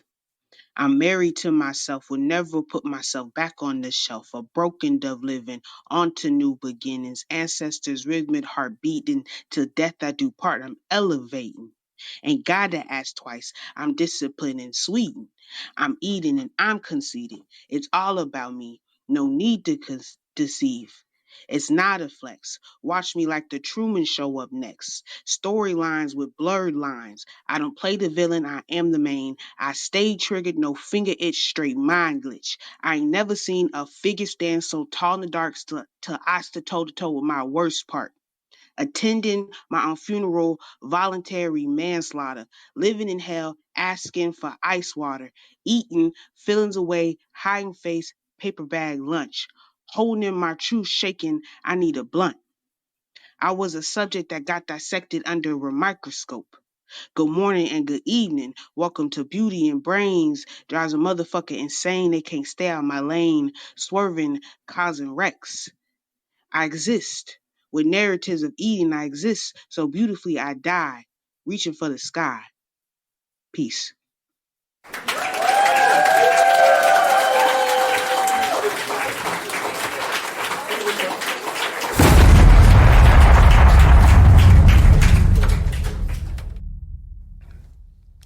All right. Dope piece, Eden. What stuck out to me, Appreciate it. very blunt, very emphatic, but at the same time, you had hints of the prolific nature of your stanzas. You know, it hit home. but at the same time, you wasn't too complex with it. I really felt your sentiment up front. You know, I really felt the sentiment. I thought you did a great job on that. Let me ask you, how long have you been performing or writing? Performing, just I don't really perform. Just started really performing. Writing wise, probably been about 2 years, 2 3 years. I feel you. I feel you. You definitely got something with this, Queen. I love the way you display your emotions on the paper. I love the way you bring that Appreciate it. sentiment home. And for real, I think like this poem right here, you know, I think it can be elevated if you bring a little more passion with it. You know, like in parts of it you can elevate a little bit more to bring that sentiment home. But overall, I thought the writing of this poem was dope. I love the way you fuse the prolific nature of the poem with the emphaticness, and you wore your emotions right there on the paper, and I love it. What you thought about it, Payne? Yeah, like the in your faceness of the poem straight out the gate. It was very upfront. Um, my my only critique of the how long ago did you write this piece? This is something I've been writing on and off because I'm trying to see where I want to take it. So something I've been writing on and off, mixing in and out for about like a Uh-huh. month now. Okay. Okay. So it kind of reflects in your delivery, kind of like you kind of didn't. I want to say the piece you haven't kind of tailored it yet, so it comes across in your delivery. But I do like the way you deliver the poem in terms of just how forward you are in your delivery of the piece and the sentiment of the piece. I definitely enjoy it.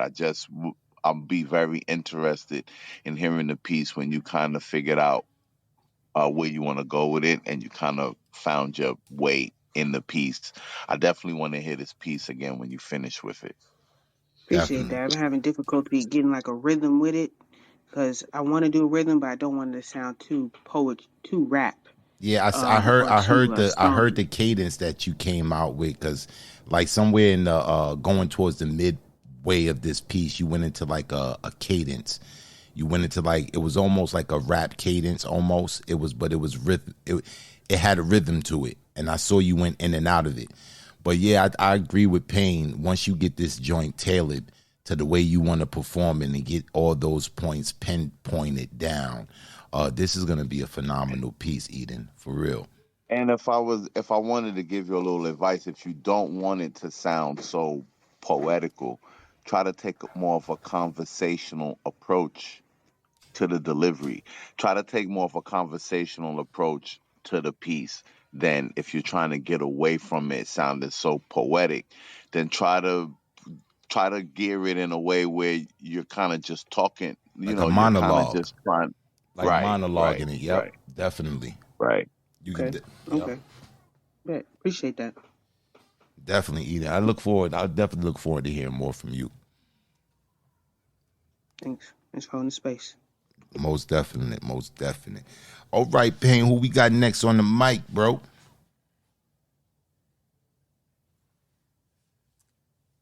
You're Next muted. on the mic All is right. Lynn. Next on the mic is Lynn with the one.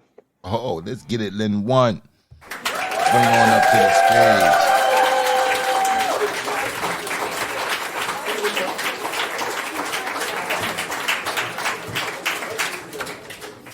Lynn, what's good, Queen? How you been?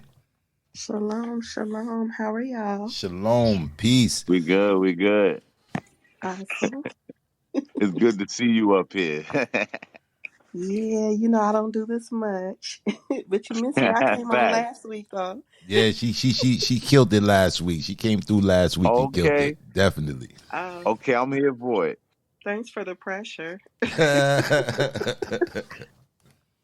Okay, so this is called Spelling Bee. Welcome to the first Lynn with one in Spelling Bee. Our contestant today is Lynette.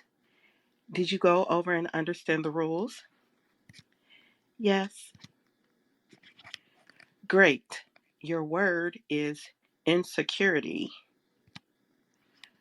May I have the definition, please? Sure, the lack of confidence and inadequacies you feel daily. Um, can you use that in a sentence for me, please? Your mismatched eyes and other disability. After a 13-year relationship, you've been divorced since 2019. And the fact that you're 45, your friends are starting to have grandkids, and yet there is no one to carry out your legacy, all contribute to your insecurity. Could you repeat the word for me, please? The word is insecurity. Whew. Okay. Insecurity. Capital LYNETTE. I'm Lynn with one N. Thanks for listening. Wow. See, I was caught up in I'm caught up, and I'm thinking it was more to the piece, but I'm digging the spelling bee vibe, or how you set the stage. It's like you set the whole scene for us, and I love the way you followed through with it. I thought it was very creative. And I love the sentiment of it. What you thought about it, Payne? Yeah, man, I was doubt she cast a spell because I was really like when she ended the piece, I didn't know it was over. It was just like, oh snap. That was yeah, that was a good you mind fucked me. That's what happened. That's the way to put it. Okay. All right. Well, thank you guys for the space and the opportunity. Most definite, Queen. Most definite. I definitely look forward to hearing more from you because I know you killed last week. You came through when Payne wasn't here, and she slayed. You know what I'm saying? She slayed Payne, but you missed it. You know what I'm saying? You was out. Yeah, You was and out then this doing week she things. kind of like you messed me up. She messed me up with that piece. Yeah, dope. That was creative. Appreciate you coming through with that, Lynn. All right, bro. Who we got next? I know you over here because you don't wear your glasses, and I keep telling you got to wear your glasses. You never want to wear your Yeah. glasses. You missing people. You know what I'm saying? Well, please don't take it personal, people. I am without my glasses this week, so please bear with me. As Poetic Black likes to so politely point out, Nadia is next on the mic. Let's Nadia, I give it do up for apologize for Nadia. skipping. Peace be upon the stage. Gratitude to the space. Thank you guys for hosting. And no worries. I was just like, can they see me? I'm not sure. So gratitude. Nah, he couldn't see you for real, literally. Blind as a bat. But peace, Queen, peace. What you got for the people today? Gratitude. This is something new I've been working on. No title. It's been an idea that's been like mulling for the past few years, and I finally acted on it. So here we go. How many people will die from a silver bullet? How many people will lose their life before they even know it? When will we put control on the things that take the soul straight from life? Why do we keep regulating kryptonite?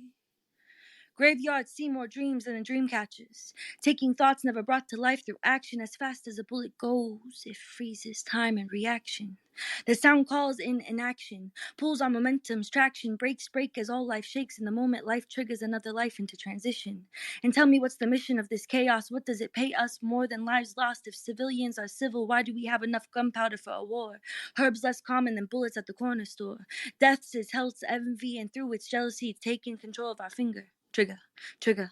1 shot, 2, 3 seconds, and you're forced to live life anew. 3 seconds to put you in a life behind bars. 3 seconds, take another soul to the stars. Pause. Breathe. 3 seconds too fast to leave. Grieve. Please, I plead. Put down the gun. Save a daughter, save a son. Please, I plead. Next time you're in danger. Next time you're in anger. come back here. A safe place for your fear. Save a life and save your own. You're not your thoughts. Don't make a decision on them. They'll leave you living in knots, tying you to the source they come from through your sensations. So I beg you, change your energetic destination through intentional action. No 25 to life, cut the fraction. There's an agenda that we're not realizing we surrender to. 1 shot, 2, trigger finger, what do I do? 2 shot, 3, how does this happen to me? My friend's father told his autistic son to shoot himself. He grabbed the gun to his temple, 1 round, nothing, 2 rounds, nothing. To the left knee, bang, blood was all he could see. Another friend lost her mother to the wrong time in the wrong place. A bullet to the face, young boy left without a trace. Another felt like he needed the gun for protection. Daughter at home, wife by the phone, he couldn't get caught slipping. But that's when the finger got caught tripping.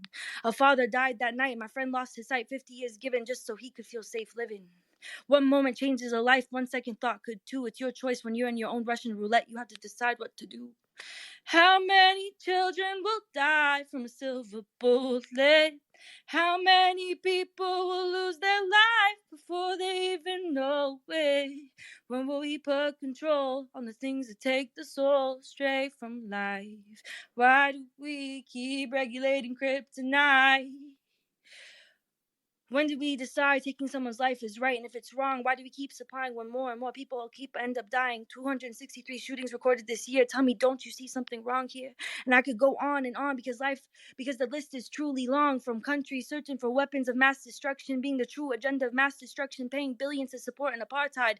That's why when the Middle East calls for support, the government says in pride, we won't fund terrorists. When you can control the narrative, it hits, And bullets and rockets, bombs, leaving children singing songs as they hide in the rubble, trying to not let their spirits crumble. Children making necklaces out of bullets left behind, trying to make something beautiful after the disaster to ease their mind.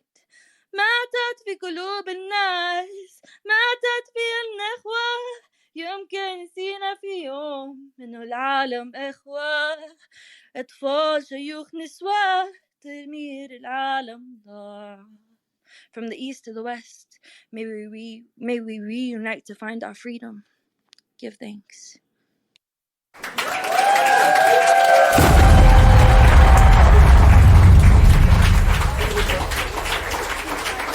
Wow.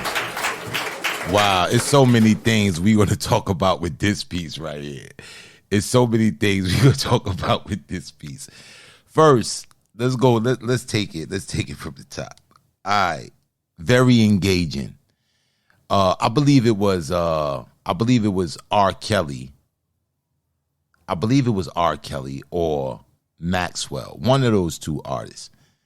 But it could have been Maxwell. I think it was Maxwell who heard that song, A Woman's Work, a song that was written by Kate Bush. Now, he has said that, he wished he wrote that song. It was either him or Kells that said that. I really felt that sentiment when I heard that hook. That hook, it really brought me in. It brought me in. And social awareness. This was what Mama O was just talking about in a couple of poems previously. Bringing poems out there that's going to relate, not looking like the dynamic, not looking like, who's being oppressed, but still speaking out against the atrocities, speaking out against the oppression, the persecutions, and all of the bullshit. This poem did that for me. Even more so, تتكلم اللغة العربية. أي أكلم اللغة العربية. من فلسطين. Subhanallah. I'm listening to the Arabic portion of the poem. And do you know that song? That's the only song I didn't write in this poem. That song is Damir al-Arabi, and I just changed the words. Yeah, ماتت قلوب الناس. Nah. Damir al-Arab ضاع. I did Damir al-Alam ضاع instead. And I was like, wow, man. I was like, you just switched the gears, but I understood it. And I'm like, wow, man. So this poem, it hits on so many different levels for me. I thought you did a dynamic job. It's obvious to me that you're very familiar with this poem. Do you perform on stage, like live? I do sometimes. I live in Houston, so I go to Right About Now every now and then.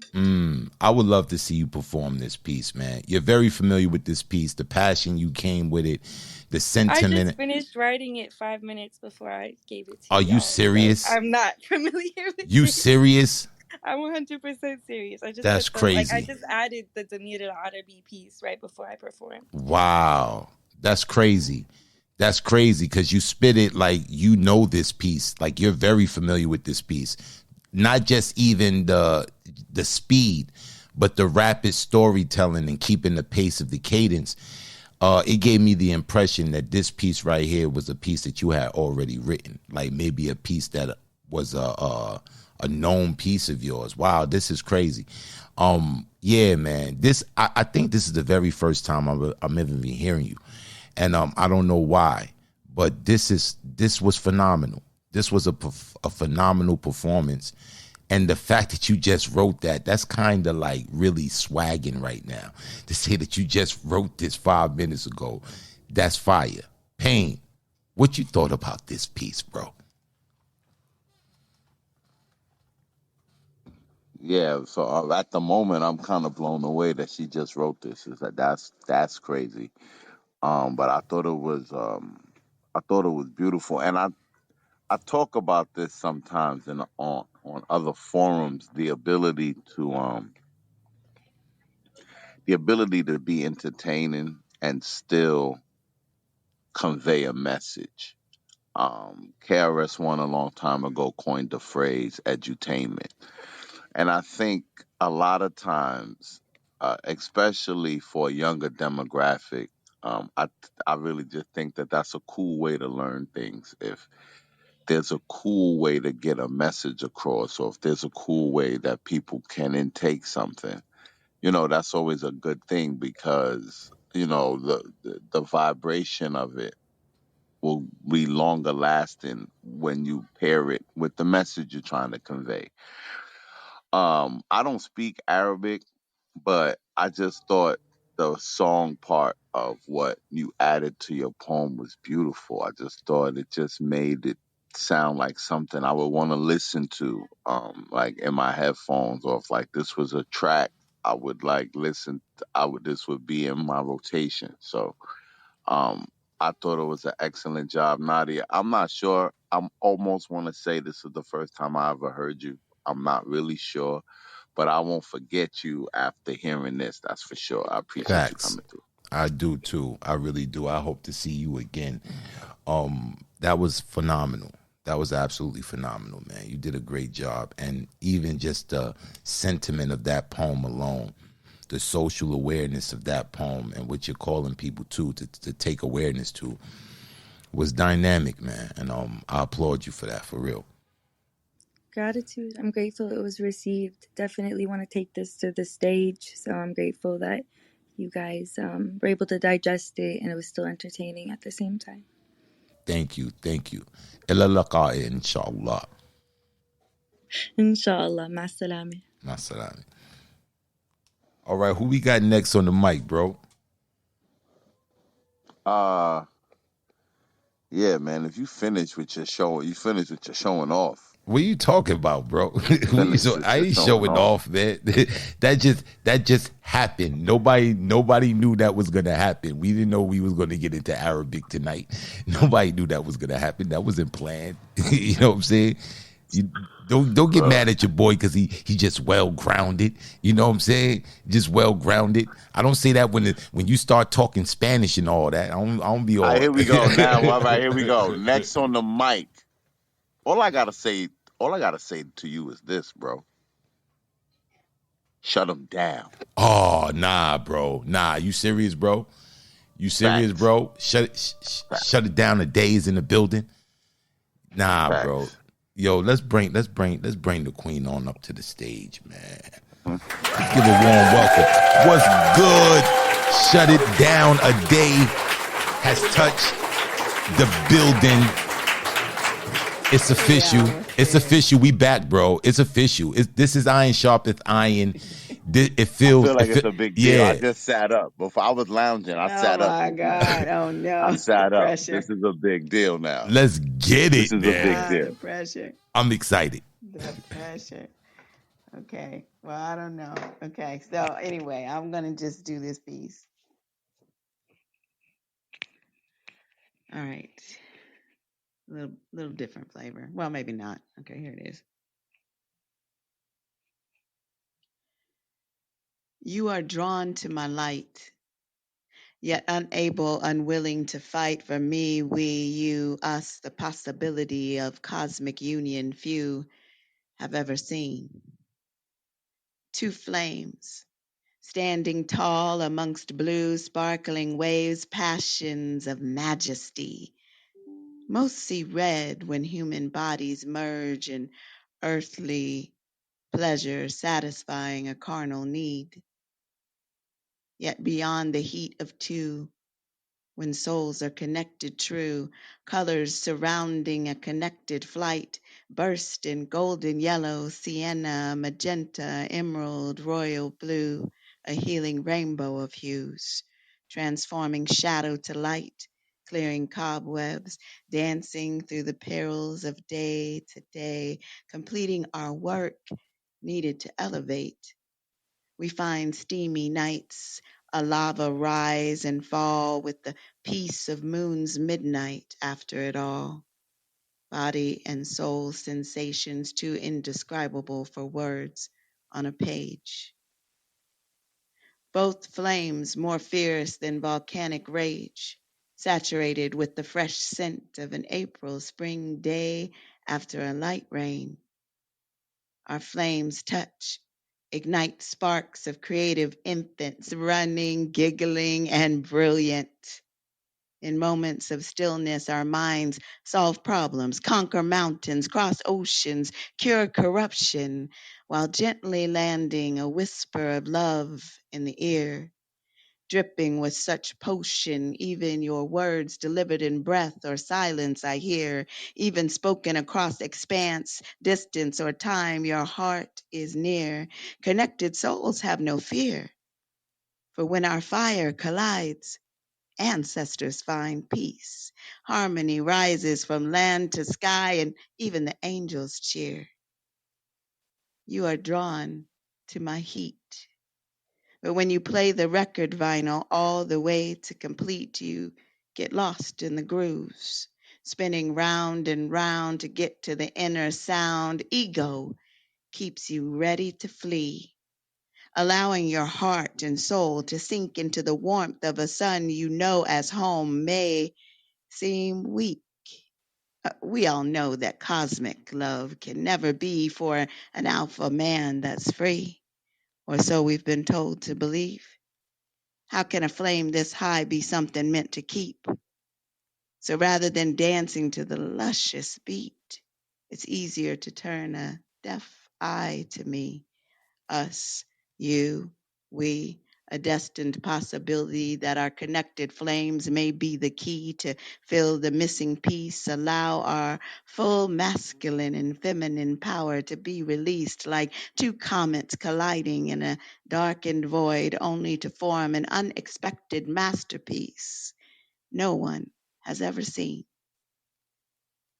So I hold the phone, unable to speak, unwilling to type the words I need to say, somehow respond to the simple question blinking on the display. How are you today? Pushing my spirit, soul, and heart away, I say, oh, hey, I'm doing okay.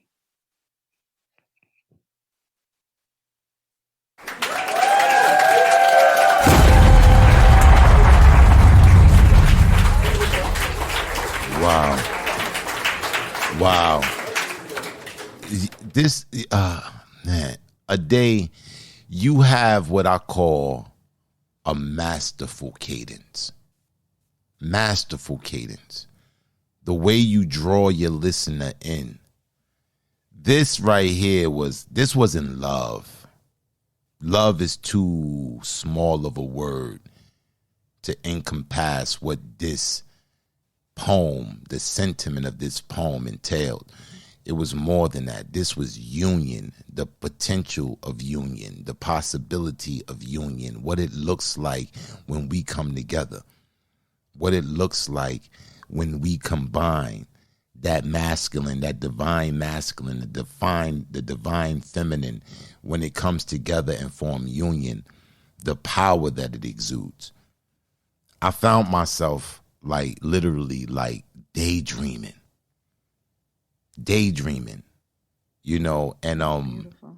the cadence lends to the sentiment of this poem because it felt so genuine. It just felt so sincere, you know, and it's definitely inspiring, something to aspire to. I thought this was masterful. I thought this was beautiful. Beautiful is too puny of a word to describe what this was. It made me feel a way inside, and man, this was phenomenal. What you thought about it, Pain? This poem made me feel feelings, man. Uh, I just, can't, I can't harp on enough what you said about her cadence just being so meshed well with what she's saying. There was a part where you said turn. I think you said turn I think you said turn a deaf eye. Did you say turn a deaf eye? Yes. Hmm. That I love shit like that. I just was like, she's doing freaky shit in the poem. Oh man, a day I miss hearing you, man. Your poetry is inspiring, and it makes you want to. If you love poetry, then you love your poetry. That's what I want Facts. to say. The, Oh, the thank you. the poet that make you want to go poet. Poetry that makes you want to Yeah, write Yes. poetry. You know how yeah. you watch a Rocky movie and then you want to go train, like you know what I'm saying. Right. Soon as you finish watching a You Rocky ready to go movie, run the yeah, stairs? you ready to start jumping rope. You setting up your studio. You going in the window, out the window. You doing your thing, and that's what it Oh makes you God. feel, man. I was like, wow, man. Yeah, That's man. Yeah. beautiful. Yeah, Thank y'all. Thank y'all. I enjoyed that so much today. Thank you so much for sharing your art with us. We appreciate you. Definitely, Queen. Always, y'all are a pleasure. Thank you so much. Most I'll definite, talk to sis. you later. Most definitely. All Yes, right, yes, man. man. Who we got next on the list, bro? That was dope, man. Oh man, next on the mic is our brother Mouthpiece. Oh, that's the bro. Let's bring Yeah, Mouth for up. real. Let's For bring real. Mouth up to the stage. What's good, bro?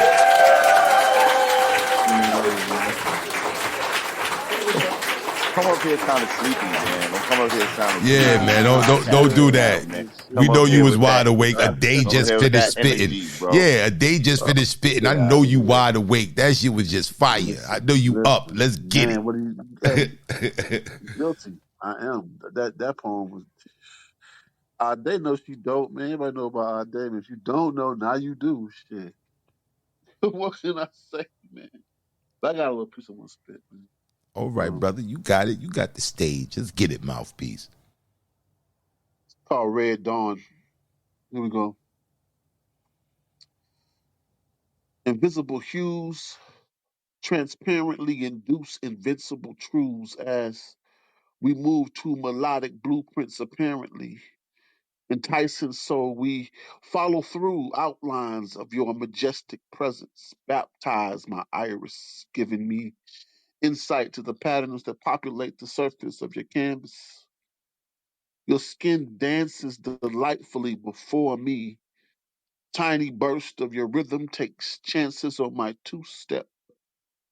The sweetest gamble produces this winning hand. I want to drown in your royal flush and wash up on your coastal lands.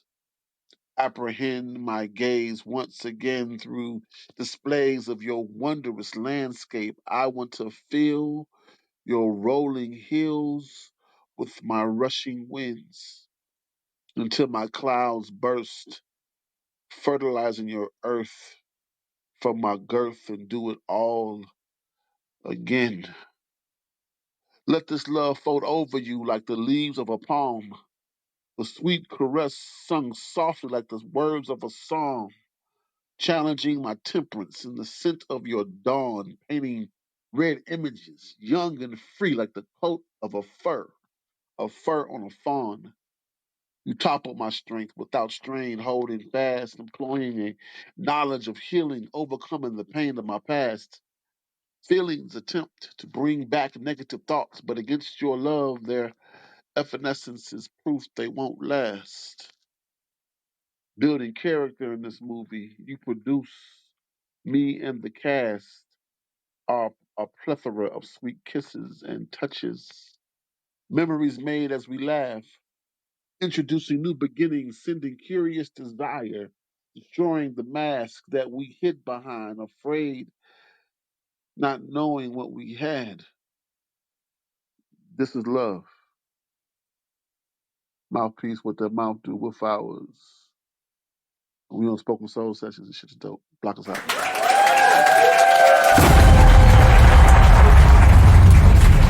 Your mouth, man. Your mouth. Listen, bro. Listen. We gonna regulate this right now once and for all. I see what you're doing out here, man. I see what you're doing out here. Now, Payne, you wasn't here last week.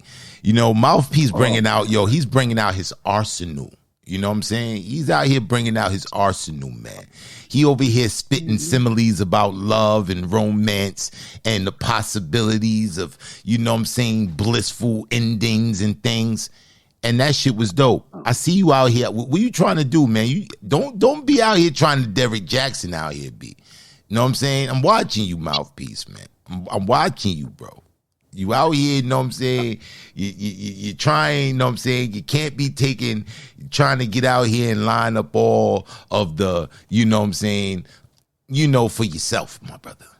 You're talking crazy similes, my brother. You're getting too deep and profound 2 weeks in a row like this, man. You know what I'm saying? You're trying to get a little bit too prolific, brother. What's going on, man? Nah, brother. Yo, this piece was fire, man. This piece was fire, man. The word plays and the similes that you used, the simile of the coat, of the fur was yeah, man, that was fire. It was so many different parallels you made in this piece that was just fire. It was prolific. It was profound. You know what I'm saying? And it seems like it's unusual, but people don't know that about you, that you're very prolific. You know what I'm saying? You're very prolific. And you really showcased that in this piece right here. And that was dope, man. I thought it was dope. What you thought about it, Payne? I see what you doing, Mouthpiece, man. I see you, man. You know what I mean? I definitely see what you on. Definitely see what you on, man. I appreciate you, bro. I appreciate you for coming through, man. Yeah, man, that was dope, hey, man. man. Always. You already know what it is, man. I'm always gonna be on this show. Yeah, that's fire, you know bro. You man. already know what time it is, brother. Wolf hours, man. All day, yeah, man. I'm still waiting. I'm saying Wolf, I'm still waiting. I'm saying you and Queen's Mind being these. Yeah. That's the sidebar conversation. Man. You know how I'm coming like, what you come do, man? I'ma holler at you. I'ma holler at you. That's top secret stuff you talking about. All right, right my there. fault. I'ma holler at you, bro. Yeah, holler at me on the sidebar. Hey, man. Yo, Peace, hey, man. Peace. Bless the space. One love, one mic. Give me off in the stage. Most definite, brother. All right, so Saint Nehemiah left. That was messed up because I was looking forward to hearing what he came with. So next on the mic is Travis. Then it's gonna be Tavares. Let's go. Listen, get it. At 11. Oh snap! It's 11:30 already. Oh, I didn't make the announcement. All right, so listen. After Travis' piece, we shutting down hand raising. So if you want to get on the mic, put iron in the chat. Kimbrella, it'd be dope if you could get on the mic. That would be dope. Russ, it'd be dope if you get on the mic. Just put iron in the chat. Just type iron in the chat, and I got you. Yeah, definitely. But Travis is Yeah, after Go ahead, bro. Travis. Yeah, after Travis, After we gonna turn off the hand raising. So you got until after Travis to put iron in the chat, and you will definitely spit. So anybody who write iron in the chat before Travis finish his piece will definitely stay until everybody spit. So yeah. So it's gonna be Travis, then it's Tavares. All right, let's get it. Let's bring Travis on up to the stage.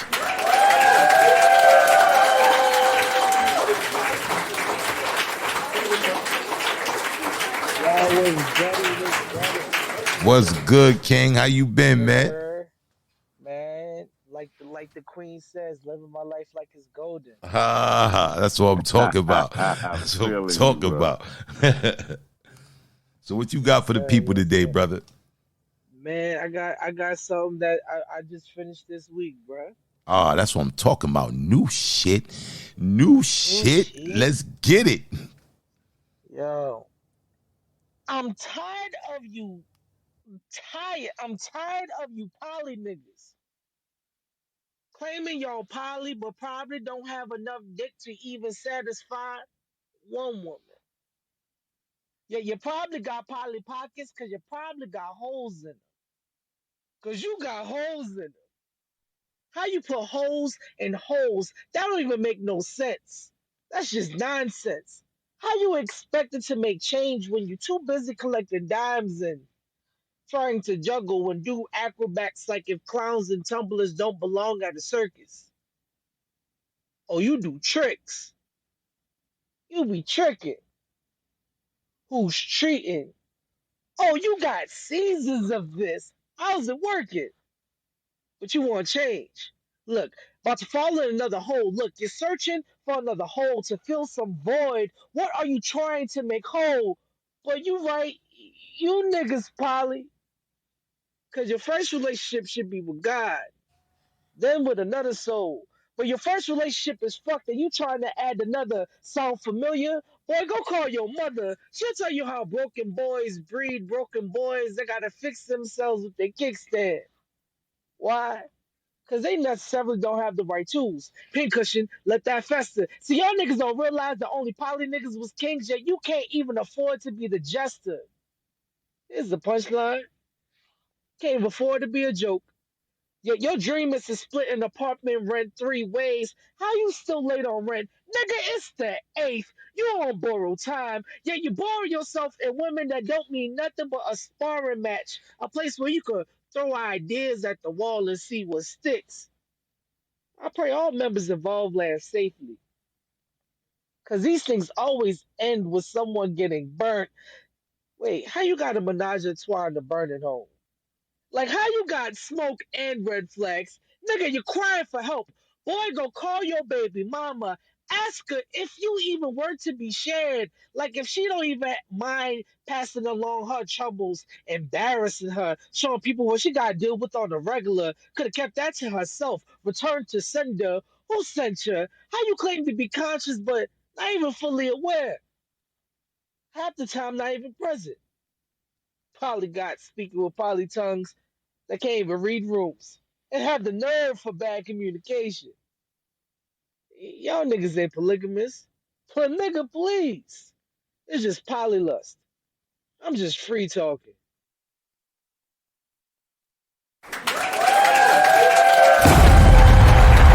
Wow. Let's talk about it. Wow. Yo, I need to see you perform this piece right here. I know your stage presence on this piece is going to be fire. This is a winner, bro. This is a winner. The different entendres that you use, you said, nigga, it's only the 8th. Oh, man, you had so many punchlines in this joint, and you went full commitment on the delivery. I thought it was profound, man. I thought the sentiment you talking about, the polygyny, you know what I'm saying, how individuals be out here hummer stunting. I know fully aware about that. You know what I'm saying? I knew a brother one time, this brother literally, he'd been married for maybe like, since I've known him, for about maybe, I think 60 times. Like he keep 4 wives, he keep 4. He divorced one, he get another one. You know what I'm saying? For real. And it be like that in Philly. You know what I'm saying? Like it's real talk. And you hit so many dope ass points in this poem, man. And I thought it was genius. This is a winner, bro. This is a winner, man, for real. What you thought about it, Pain? He said, "Polyga, please." Nigga, please. Nigga, please. Polly lust. That was dope, man. That was I agree with Black, man. This is gonna be dope on stage, man. This is a slam piece. This is a 10. This is a winner. This is a performance piece. People are paid to come see you do this piece. This piece is dope, man. And yeah, there was so many lines and so many entendres and so many bars you had in this piece, man. And you were swagging it over the phone. I could hear you swagging it over the phone, so I know live. Facts. It's Uh crazy. Facts. He fully committed to it. It was full yeah, commitment. It was full commitment. yeah. Facts. Yeah, absolutely. Absolutely. So yeah, man, good job with this piece, man. And I appreciate you for coming through sharing that, man. It was dope. Yeah, thanks, Travis, for real, man. This was fire, man. This is a winner. Man, give thanks, bro. Give thanks, bro. I'm just trying to, like, you know me, always trying to elevate myself, B. Definitely, man. This is it right here, man. I want to see you perform this live for real. I know this once you just put the sauce on it, you know what I'm saying? And you know how you do. And yeah, this is gonna be one of those pieces, man, for real. Most deaf, most deaf. I'm look word. Word. Don't pull this joint out in the slam that I'm in. You know what I'm saying? You come in the building and you know what I'm saying, you go up there, you pull this piece out on the arsenal. I'm like, yo, this dude. That's fire though. Give thanks, bro. Thank you, man. Just thank you for having me in the space, bro. And then always, bro, always, King. All right, Pain. Who we got? Listen, bro, don't be skipping nobody, man, because your glasses, bro. Because I know Atlas put Iron in the chat, and I ain't hear you say him in the lineup, so I just wanted to I put. know what I'm doing, man. I know what I'm doing. Say Nehemiah left. All Say right, Nehemiah left. Tavares B is next on the mic, man. Cut it out, bro. With the all right, come on, man. Cut it out, man. Cause you, all right, everybody all right, on the app know I all need right. glasses because of you. All right. You said who coming up next? Tavares, man. Let's welcome Tavares to the stage. What's good, Tavares? Good gentlemen, how are you all doing this evening? Oh This man, night? feeling good, man. Feeling good, man. It's good to hear your voice, King. For real, man. That's peace. That's peace. It's been good. I'm having a good time these days. Yes. That sounds real good, my brother. You know what I'm saying? I'm looking forward to hearing what you got, man. I remember the old days you came on Iron Sharpens Iron and just blazed the mic. You know what I'm saying? So let's get it, bro. Yeah, good to be back with some genuinely great people. So here we go. Oh yeah, shout out to Kimbrella. I miss you, and I'm glad you're here tonight. Yes. I can't wait to hear you. Okay, this piece is entitled "This Is How I Talk to Myself." I don't like the person that I am when I hurt you, but I hurt you in places already hurting you, and you don't resist or return the hurting because you love me. And you love to hold on to your illusion of me, just a disillusioned misuse of the truth of our history. And you keep believing that loving me will make the hurting parts of me go away. You wonder why do these cold-hearted feelings always choose to make space? Why has any sense of soul healing gone to waste? Well, I wonder. Into warring between love and war. You bringing the love, I fashioning the war, and I'm stronger. Belly aching in the seething of this glory, bruised joy splitting the core of flooding emotions, raging against this machine called manhood, controlling you with the traumatized boy tearing away inside that I don't even like because another man destroyed his innocent life. I hold the knife that holds your life. And every time I lie to you, that knife keeps twisting twisted memories around the ether of your thought space, making space for more ways for me to hurt you. The person that I am, drastically different from the man that made up this love for you, that found sensitivities within to speak love to you, the man that threw love bombs subconsciously at you, purposely to disarm you. I set love traps around this war zone called a house, like mouse traps, enticing you with manipulation and snapping on you when you get too close to this resistance to my own healing, fearing I might discover the gateway to letting my trauma go, fearing I might fall into the real you and let it all go, fearing I might finally love me, which would lead me to loving you. And what the fuck would I do with that? So I hurt you. Like hurting you is the comfort I'd rather rest in. See, I am in hell and we are not well. I really don't like this person that I am when I hurt you, but I hurt you. You see, hurting you is the only thing I got left. I ain't even got an apology or a recompense for all the shit I've been doing to you. The truth is, I am this person that is hurting you. I just hope that one day you'll be okay. You okay? Thank you.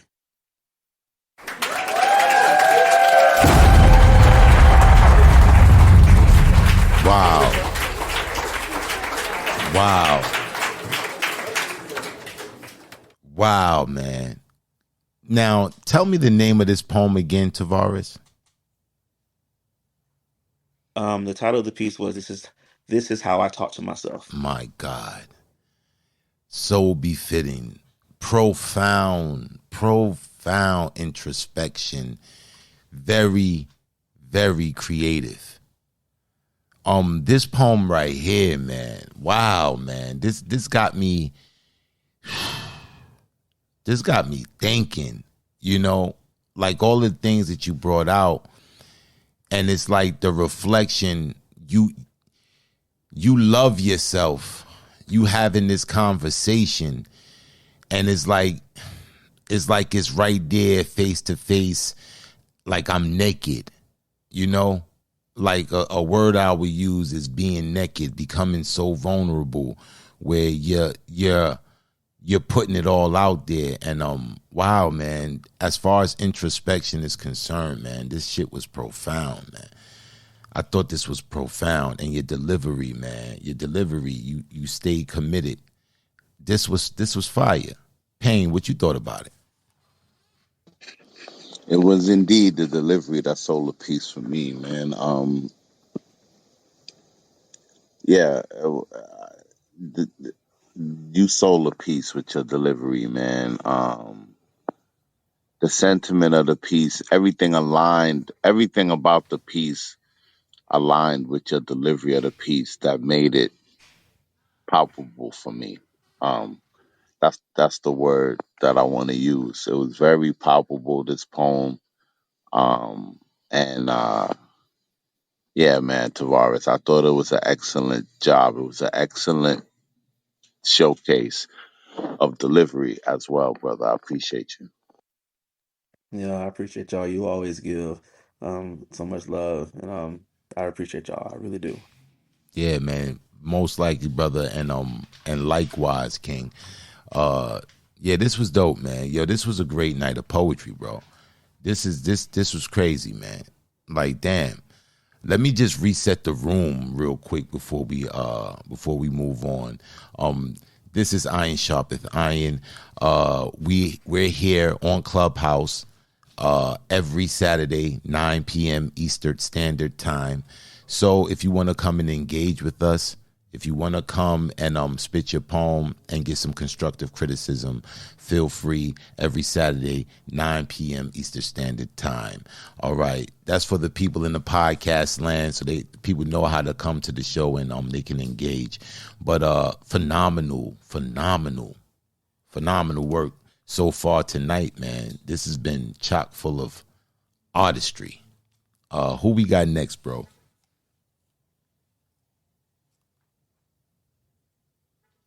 You on mute, Payne. Oh. Give me a second. I just want to make sure I'm right. Cause my eyes, as you like to advertise, my eyes aren't what they used to be. But I believe next on the mic is Russ. Okay, Russ is next. All right, who's after Russ? Let me make sure we got the After same Russ, lineup. Yeah. after Russ is Kimbrella. And after Kimbrella? I don't have anybody after All right, Kimbrella. yeah, you miss Atlas. Because Atlas definitely put iron Oh, in. Atlas is next. Yes, Atlas is next. yes. Atlas is next. Atlas is next. His glasses. Atlas is next. It's the glasses. Boss, they playing. They playing. Man, It's the oh glasses. boy, it's God, the glasses. I'm telling you, by next episode, I'm gonna have glasses. All right, let's bring Atlas on up to the stage, man.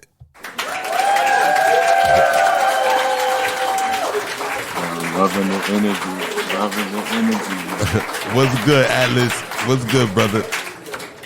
It's my fault, bro. It's absolutely my fault, No, man. I apologize. I love the energy, man. Nah, come on. You know what I mean? It's dope. It's dope, man. What that boy say? What that boy say? He said, your pockets got holes in them because you got holes in them. Word, that entendre was crazy, B. That Yo, joke that was was crazy. dope. That was dope. That was dope. What's his name? That's Travis What's Little. his name? Yeah. Travis. Yeah, he dope. He dope. He dope. He dope. Yep. Yeah, man. What you got for the people today, Travis? I mean, Atlas. This Atlas. Yeah, I knew you was going to jump in there. My bad. I just said Travis. What you got for the people, Atlas? Yeah, look at you. You got to be quicker than that.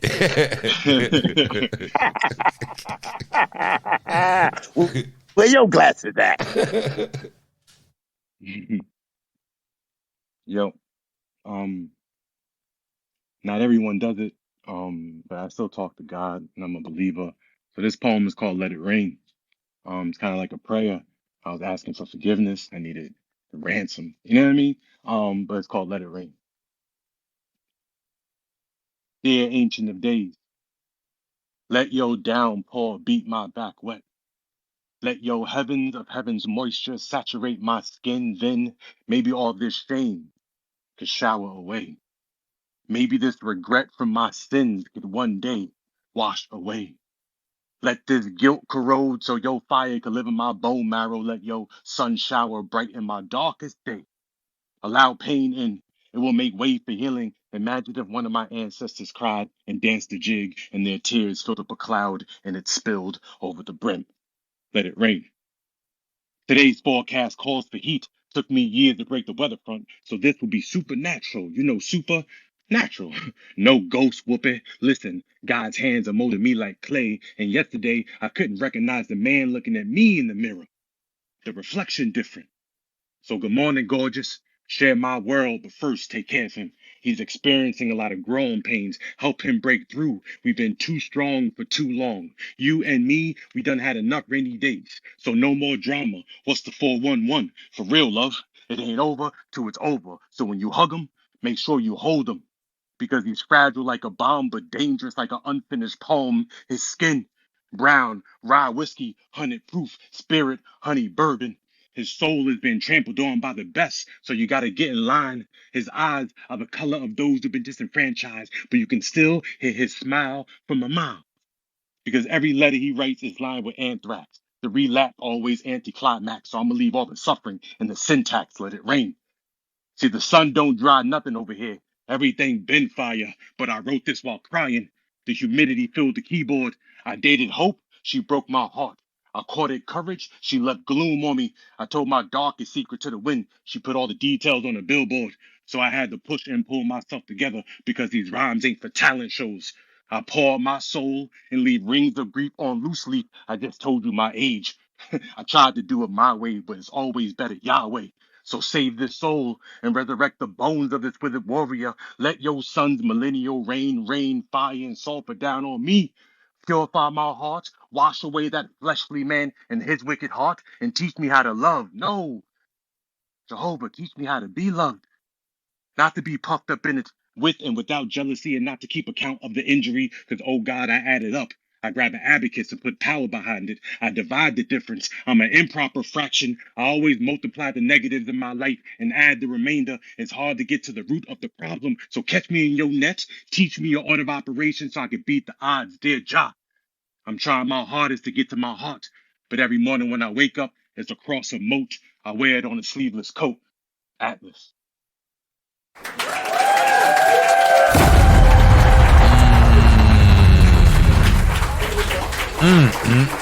This what I'm talking about.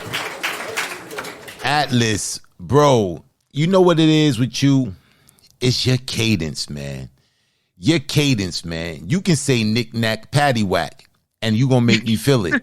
You gonna make me feel it. Yo, this right here, if you love God, this transcends religion. This right here, this poem right here, it transcends religion. And no matter what faith you believe in, you can hear this poem and hear the sincerity in these stanzas, man.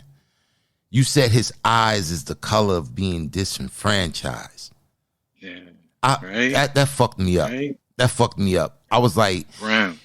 oh man, it was so many different lines in this poem, and the cadence brought it on home. But if you love God, you can resonate with this poem. And I really felt this prayer. I really did. I really felt this prayer, what you was calling out for. This was reminiscent of that movie, Baby Boy. One of my favorite parts of the movie, when Cuba Gooding Jr., his brother, when he was saying the prayer, he was like, Lord, he said, forgive us. And he said, guide us. And if you can't guide us, then forgive us for being astray. And that joint, right, the earnestness of that prayer, it touched me. It touched me like this poem did. And I really resonated with this. This was dope, bro. Payne, what you thought about it, King?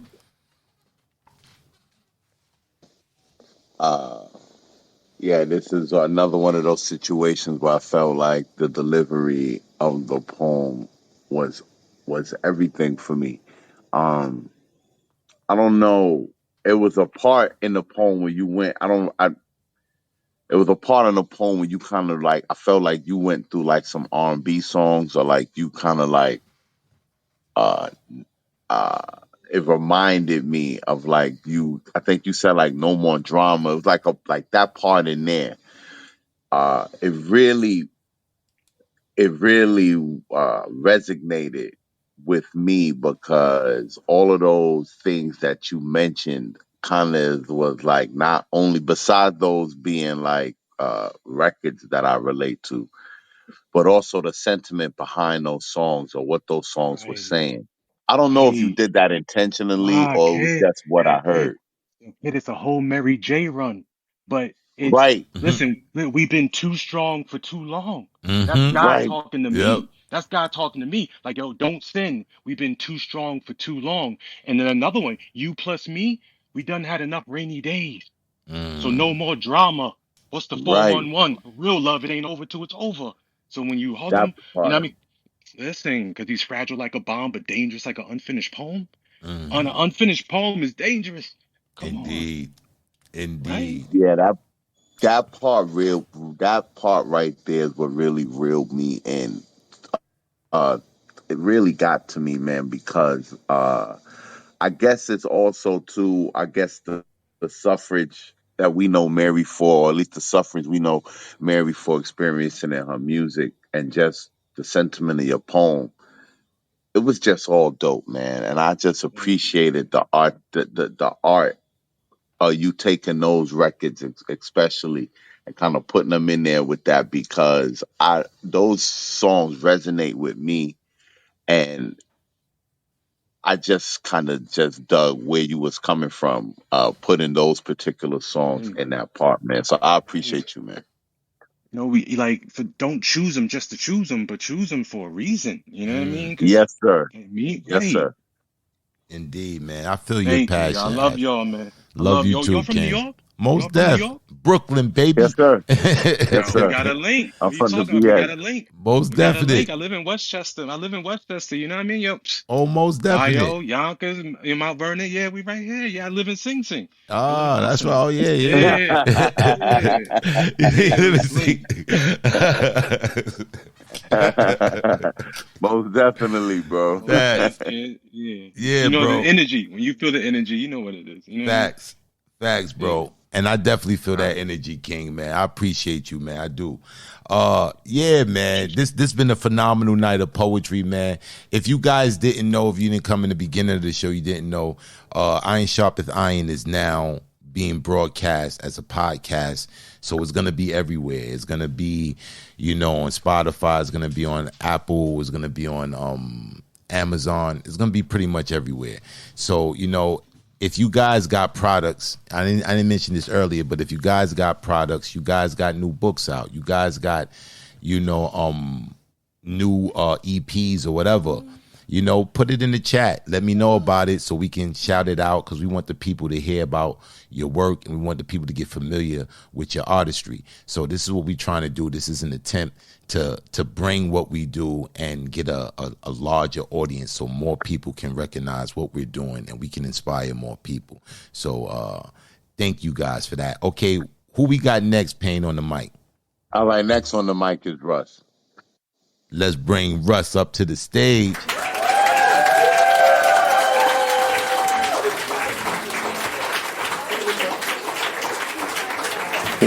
Russ, what's going on, bro? Hey, gentlemen. What's going on, Russ? Well, first of all, I'm excited to be on your stage, man. Oh man, it feels good, man. We both been on your stage. It only makes sense you come on over here, man, and spread the love. You feel Well, me? and listen, I gotta say props to both of you for everything you do to support the community, and I love hearing that you're still growing and heading for a podcast and amplifying the signal.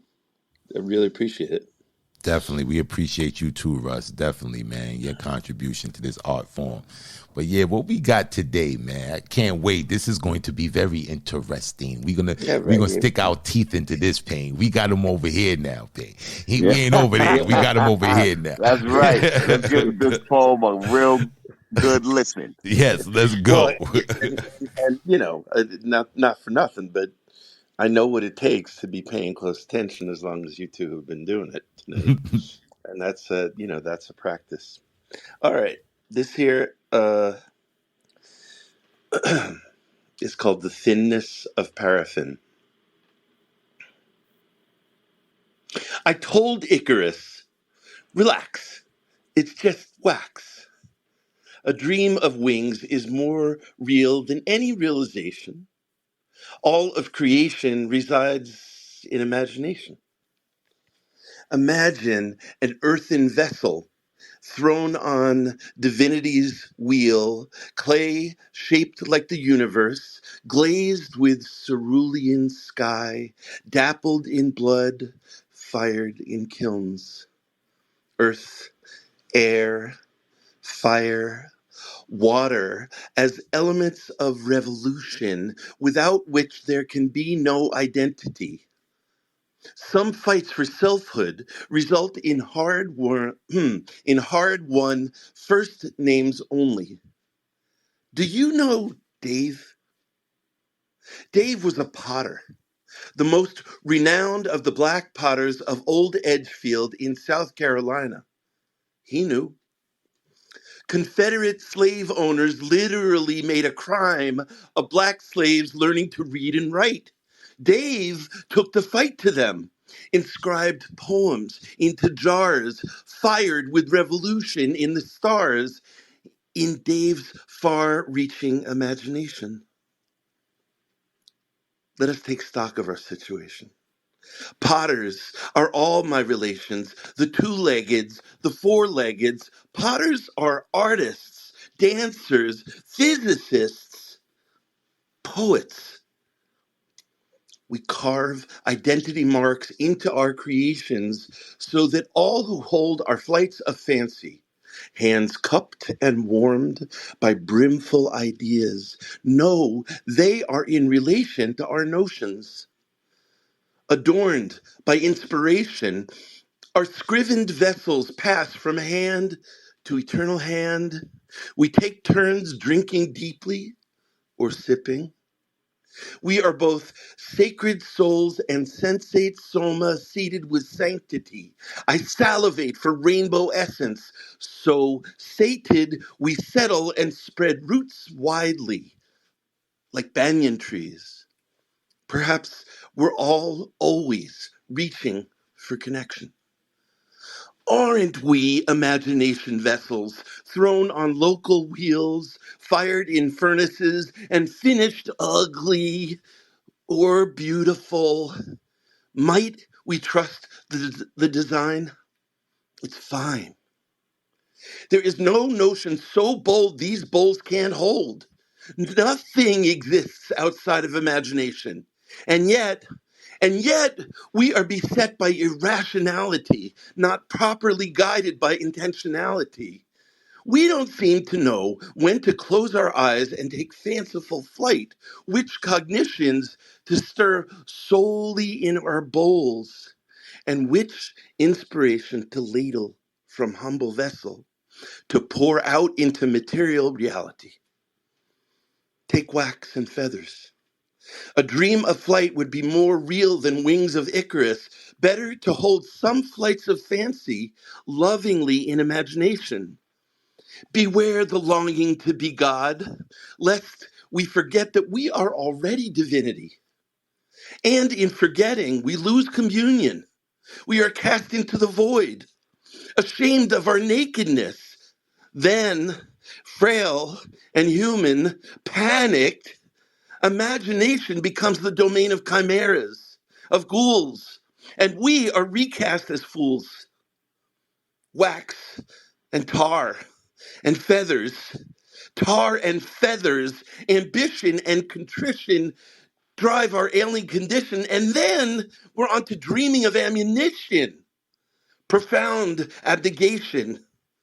Gone is the elation of imagining, and we race headlong to extinction. I think God is sick of us playing Icarus. A dream of wings is more real than the pretense that we can fly. Here, close your eyes. Recruit each breath to animate suspension with each inhalation. More elevation, floating gently up from the good earth. This type of flying is exaltation. It's not that we fly too close to the sun. It's that we fail to realize that we and the stars are already one. And peace. Wow. Wow. Wow, man. Russ, it's so many. Wow. You got pieces of so many different characteristics that I love. One, you give me Emerson vibes. Ooh. And your writing is like, I know it's up there with Emerson, man, because you can really write.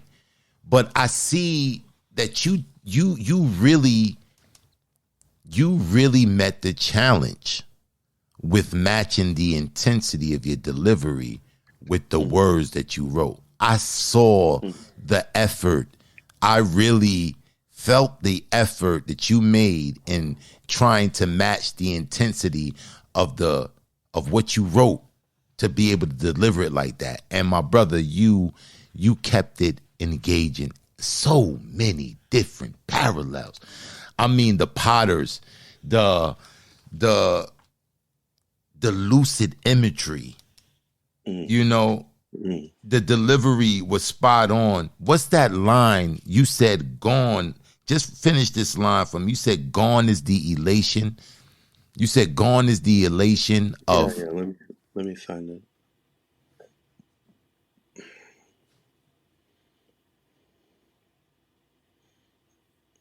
Gone is the elation of imagining, and we race headlong to extinction. I think God is sick of us playing Icarus. Wow, man, that was crazy. And Hey. then you give me vibes. This may sound crazy or strange, but you give me George Carlin vibes, man. Like the way you recite, it gives me George Carlin vibes, man. The way he was so brilliant in bringing his comedy with the social awareness to bring that along with his comedy. You're kind of doing the same thing with the poetry.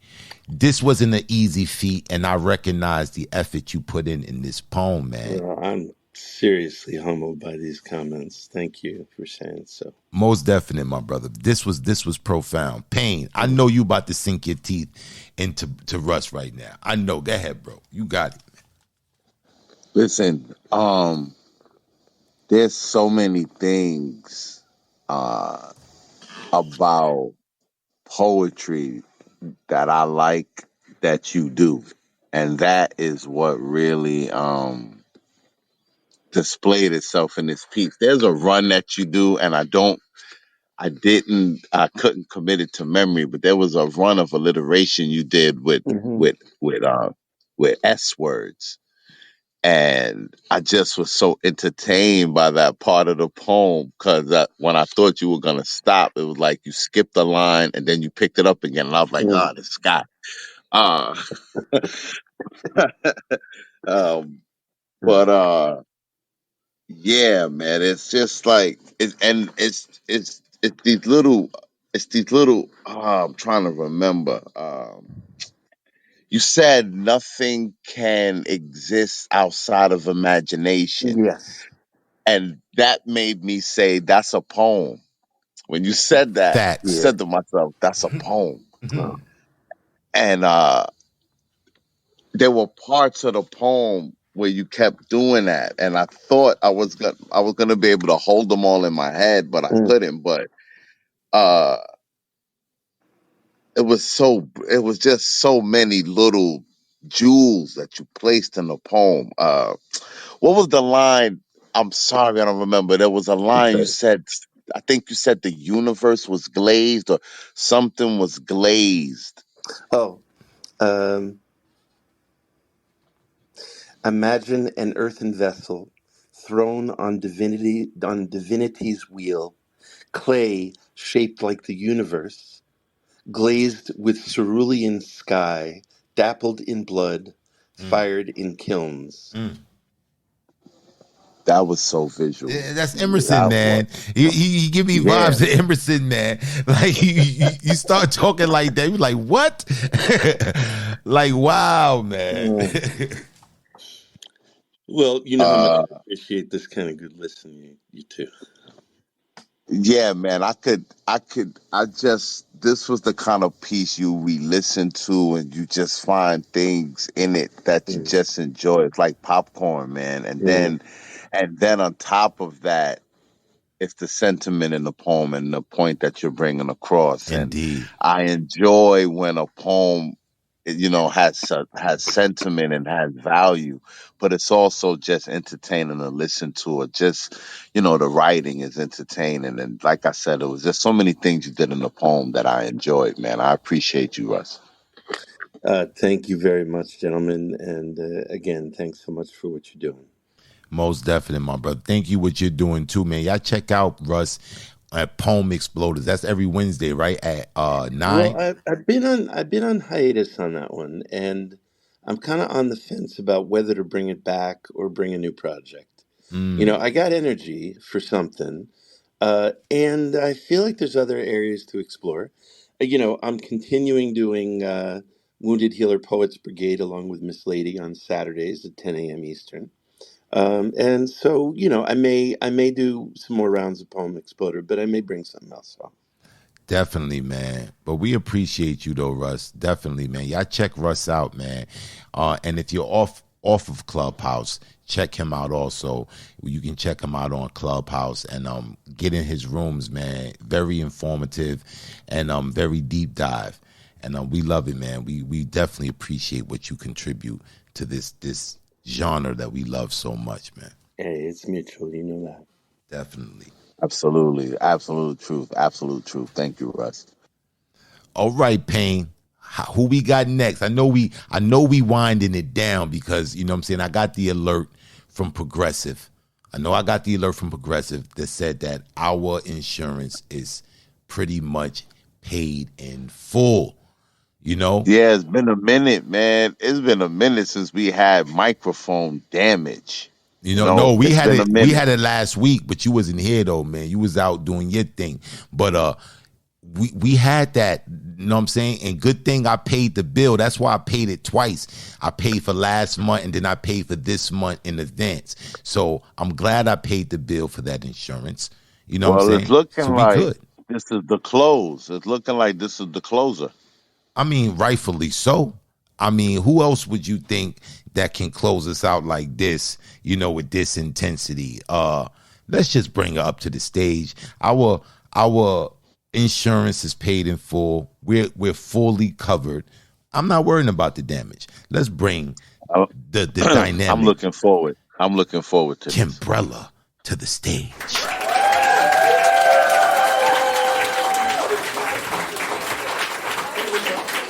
Peace. What's up, y'all? What's up? Peace, Queen. What's good with you? Brother? What it is.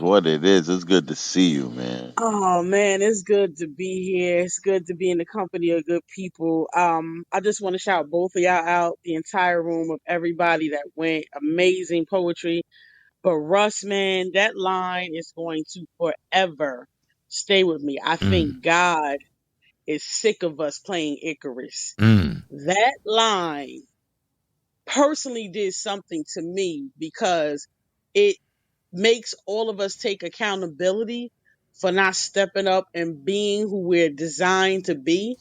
Sometimes when I try to run away from my calling, you know, that's what that line meant to me. Like he's tired of us playing, you know, with the broken wings and burnt down and not really living up to who he designed it.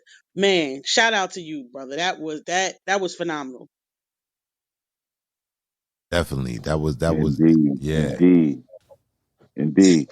But Kimbrella, I miss you. I mean, I guess you was here last week. I wasn't, but I'm glad we Yeah. both here at the same time. For sure. Yeah, I was definitely, I came through, but I'm here again. Definitely want to, you know, like I said, show y'all love. Thanks for having this platform. You know, the energy follows y'all. Y'all attract some really dynamic artists. Everybody comes here prepared to do their best, and I just love being in the presence. So, yeah, whenever y'all ready, I'm definitely ready to share. Yes, Queen, you got this stage. I'm ready. I'm Let's ready. All right. We sat at a table of many generations, taking in the rotation of urgent conversations under the same foundation in search for the equation of healing, understanding, and love. Hugs and kisses intercepted by conflictions, all stirring, seething echoes about what was missing, disagreements and differences, stories of exits and entrances, weathering life changes that chipped away at the family tree, while decaying the bond between the leaves, the branches, the trunk, and the roots. The elders held the mental souvenirs of strange fruit, but ain't nothing sweet about how that juice still leaks into these present times where the branding of juvenescent minds multiplies into eulogies. Wicked systems of subtraction and division still cracking whips of mistrust, separation, and favoritism. Where is our vision? Funerals have replaced family reunions, and there's been some praying and grooming, consuming innocence that everybody chooses to ignore. but you can feel the awkward rhythm and thick tension at the very mention of a name. Because for years, the family protected a predator with their silence, with the scenes of pedophilia and violence, gave the youth nightmares beyond Elm Street. Yet Kruger's finger blades ain't pushing the pain. It's got fingerprints and a mugshot of familiar DNA. Get the picture? See, this table's been leaning, splitting and cracking from the pounding and heaviness of clenched fists while mental health crumbles within each palm. But we'd rather hush to save face with the neighbors while coping through toxic vices and behaviors, because what happens in this house stays in this house. But how can we begin to fix the broken pieces when lies, denial, and secrets are the nails, screws, and adhesives? See, at this table, the reach is serving the trauma of unparented parents, fighting the shadow of their shadows while the youth learn to get numb, raise hell, and send shells that rip and fill cells and create blood pools because they've been homeschooled by old fools, failed relationships, cyber influence, and that 18-year-old rule, you know. So you 18 now, you got a glow flow. They haven't been equipped with the tools to build a life that they don't have to spend most of their time healing from. And it's the shining and declining of our lifetimes into a pool of red rum. And it's time for these elders to begin lifting their glasses, to make a connection with these reflections past the judgment, disappointment, and antiquated views, and go deep enough to see what's ailing at the roots, knowing that it just may require their accountability to show the admission that they were only able to give and deliver what they know. This table's been serving questions that stir echoes in the soul on what it will take for us to become whole, to feel love, to speak love, to give and receive love, to be love, instead of using the word like our favorite seasoning while immature stomachs can't fully break it down, digest it, or even respect its name. Beyond the trauma bonds or reckless flesh exchange, yielding generations of recycled pain, served upon these untabled, broken tables, using anger as the silverware, ready to eat each other alive as a means just to survive. We're already seeing the results of our divide, and it's been prying my eyes apart and pouring in prose from my heart, yearning for us to just drink together, straight from the vine of our ancestors, because their wisdom's been watching and waiting for their works, his will and our walk to change the meal plan, rearrange these plates of wounds and mistakes into healed plan, so that each mind, each spirit, and each hand can make a commitment in changing the narrative of future conversations that will set the table for the next generation to take their places in the cultivation of healing, understanding, and love. Peace.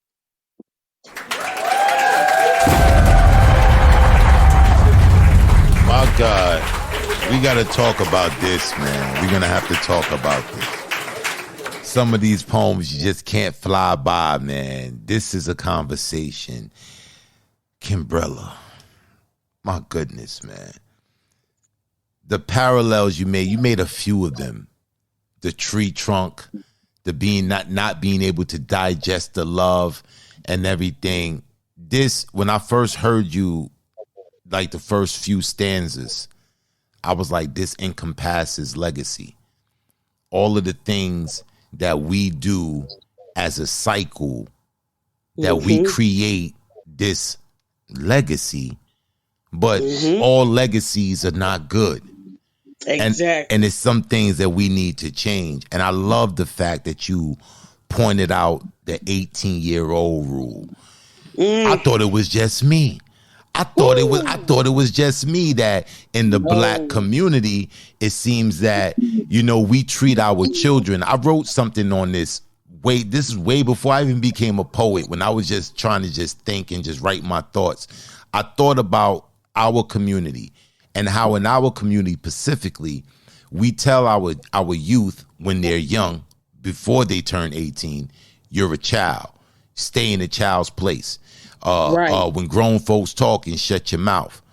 And Mm-hmm. you groom them like this all the way till they turn 18. And I guess when they turn 18, some magical dust gets sprinkled on them and they automatically Exactly. turn into an adult. This is something that you have to groom your children from a young age. This is what parenting is. And in our community, a lot of times you see that. You 18, get out my house, and we think that's the answer. And it's not the answer. Yes. You know, and you brought awareness to that. And I love it. I love it. This poem had so many different points that we need to just sit down and really reflect on. The aspect about the molestation that goes on, that we sweep under the rug. We all know we got that uncle that we don't leave the kids around. That where them kids at? Come on now. Jerry in there? Go get them goddamn kids. Go get them kids. Where them kids? Like, it's pandemonium. You know what I'm saying? When Jerry's at the function. You know what I'm saying? Talk. And we Yes. sweep it under the rug. And it's all a part of a legacy that we're creating, that we have to change the narrative. And this poem brings awareness to that, Kimbrella.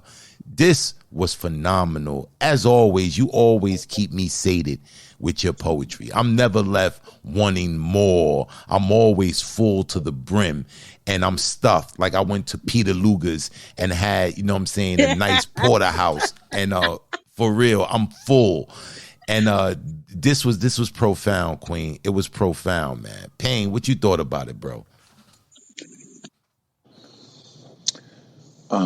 This poem resonated with me on so many different places. You touched on so many different things that just made me think. You know, a lot of the stuff Black said, and that is, you know, almost where it becomes where something that shouldn't be normal becomes normalized by the Yes. environment that you Mm-hmm. are raised in. And then because of that, your response to things are not natural because you've been kind of bred to believe that that an unnatural environment is natural. So Absolutely. and that's on a lot of levels. You know, it touches that, it blankets things on so many levels, and how we deal with things inside of our community. And I just feel like pieces like that need to be heard, and they need to be restated and stated and restated again, because you know, that it's a generational thing and it still goes on. And it's one of those, it's the kind of trauma, it's the generational trauma that kind of gets passed down and inherited. And Yeah. you know, we're fortunate to have spaces and individuals and art forms where we could kind of put these things on blast and bring awareness to certain things. And, you know, it's therapeutic for people, and everybody who gains therapy from your words may not always tell you, or you Yeah. may not always know that, but just know that, you know, the reason why we write these things and the reason why we share these things is because, you know, it's needed, and somebody needs it, and somebody is definitely being affected by it. And I appreciate you, Kimbrella, for sharing that piece tonight. I really appreciate you. No Indeed. problem. I appreciate And y'all. on top of that, I just wanted to say this one point. The biggest takeaway from this poem for me, I forgot to mention this. This was the biggest takeaway for me. The biggest takeaway that I thought you brought awareness to is creating that nexus between the elderly and the youth. Yes. I heard KRS-One. It was this young sister. She was about maybe 11 or 12, but she was doing her interview of KRS-One, like a little brief interview, and she was asking him a question. And she was asking him for some type of advice. And he told her, he said, it's very important for the youth to understand the elderly and for the elderly to understand the youth. And he made the analogy, he said, when the youth, when you have the elderly and they know what's going on with the youth, they run rings around the people of their peers. Exactly. The people who's older, that's old like them, they run rings about them. They know how to work the internet. They know how to do all these things already because they're around the youth. And the youth, when they hang around the elderly people and they learn from them, they run circles around young people because they get this wisdom. So in our community, it's kind of like a divide by default. We kind of separate the generations. Oh, that's my generation, and my generation, we used to do this. And then the new generations, like, you old ass motherfuckers, man, y'all niggas old, y'all know what the fuck y'all talking about. And you know what I'm saying? Everybody's secluded. But this poem, it brought awareness to the nexus that needs to be created between our elders and our youth. And we got to be working with each other, understanding each other, so that we can all grow together. And I thought that was just brilliant that you brought awareness to that as well. That was my biggest takeaway from the poem.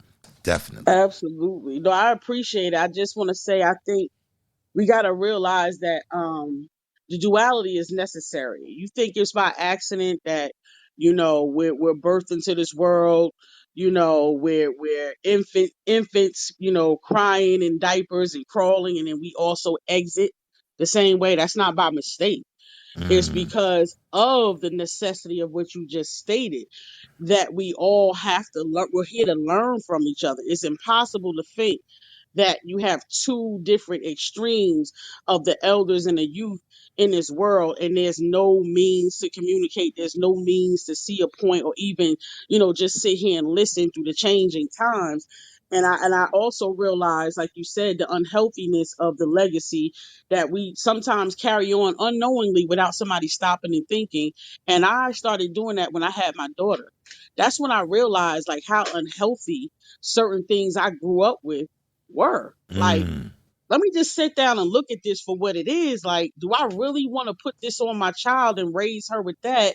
And then the 18-year-old thing, it's like we're so fast to kick our kids out at 18, and you haven't even equipped them with anything to survive. Like, that's when they see life on another level where they're going to need you more than they ever needed you before. So it's just, it was a lot of things that came out just from my own upbringing that I felt like I had to write this for myself and for my daughter, and then for her next generation that she's going to bring in, and everybody else that's listening. So I appreciate that y'all took the things that you took from it. Definitely, man. I caught it all. And brilliant. It was brilliant. And these are the pieces that we were talking about, man. It's so funny how, Mama O was talking about this earlier in the show. And then after, all these pieces just start coming out, man. So, relevant to the points that she was making, and relevant to our growth individually, or as a community. And I think this is the forums that we need to, like, sit down and talk about these type of expressions, and get to the root of what's been going on and talking about it. Because a lot of times when we sweep things under the rug, we got that elephant in the middle of the room syndrome. Like, this big ass elephant is right here, and everybody's acting like it don't exist. Like, if you don't talk about it, it ain't gonna harm you, like the boogeyman or something. And it's crazy. You got a lot of people sitting in prison right now for what you just said. Things being swept under the rug.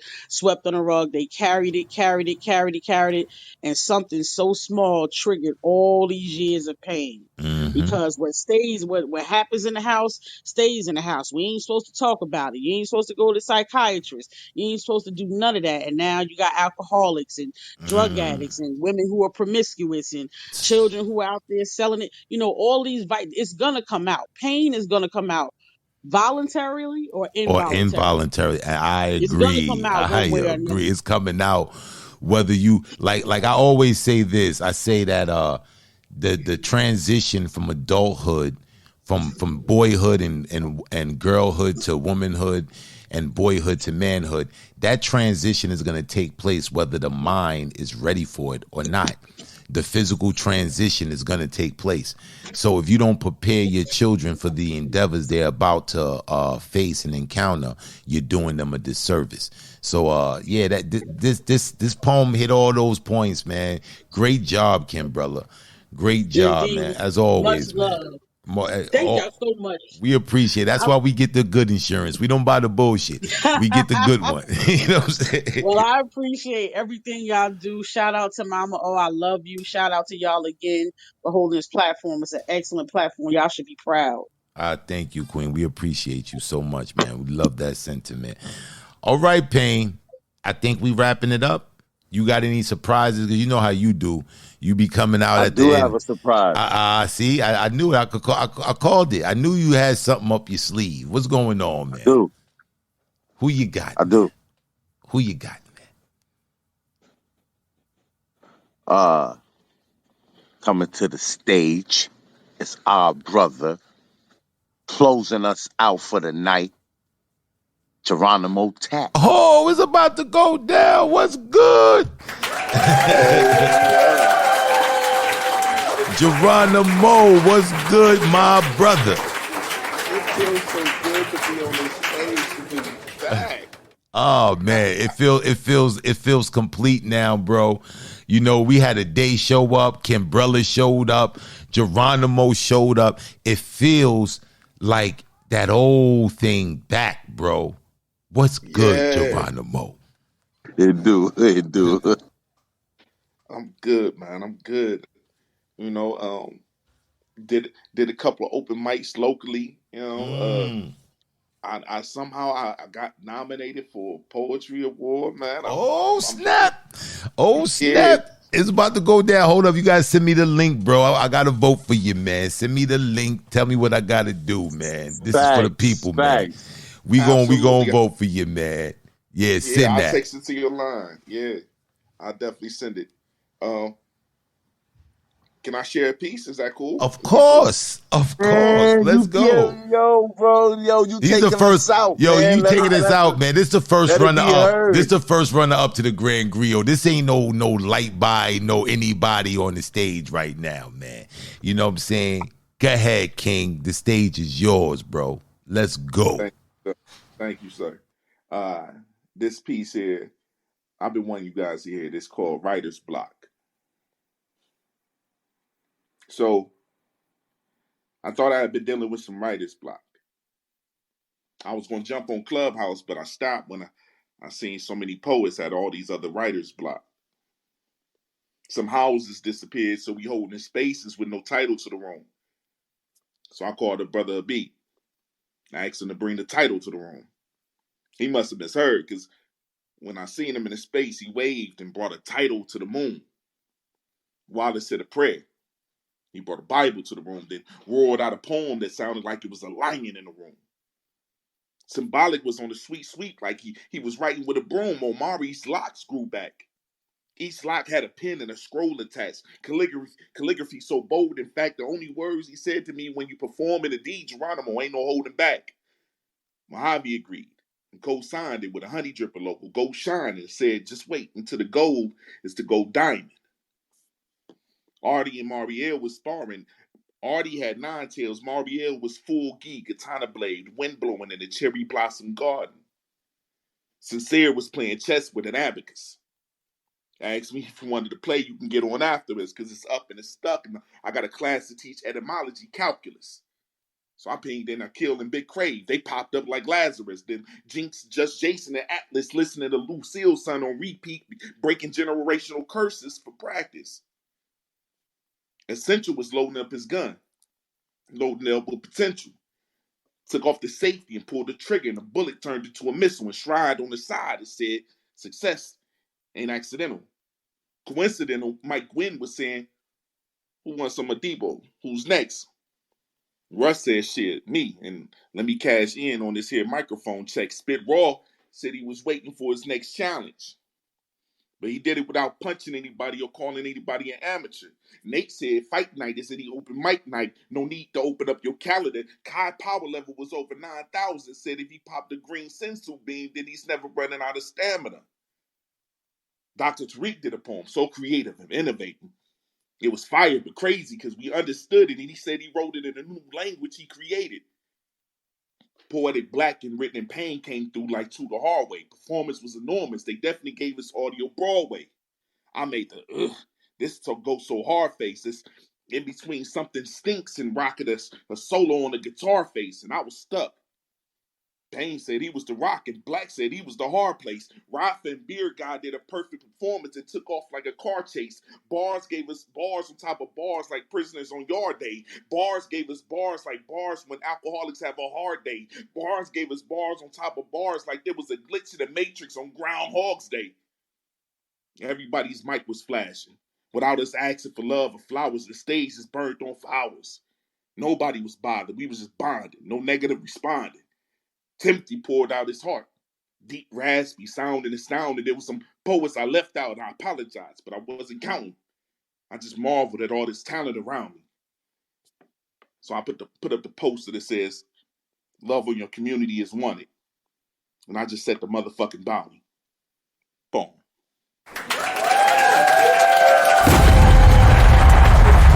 Oh my God. Yes. Yo, this poem represents everything I love about this art form, man. I love that piece, man.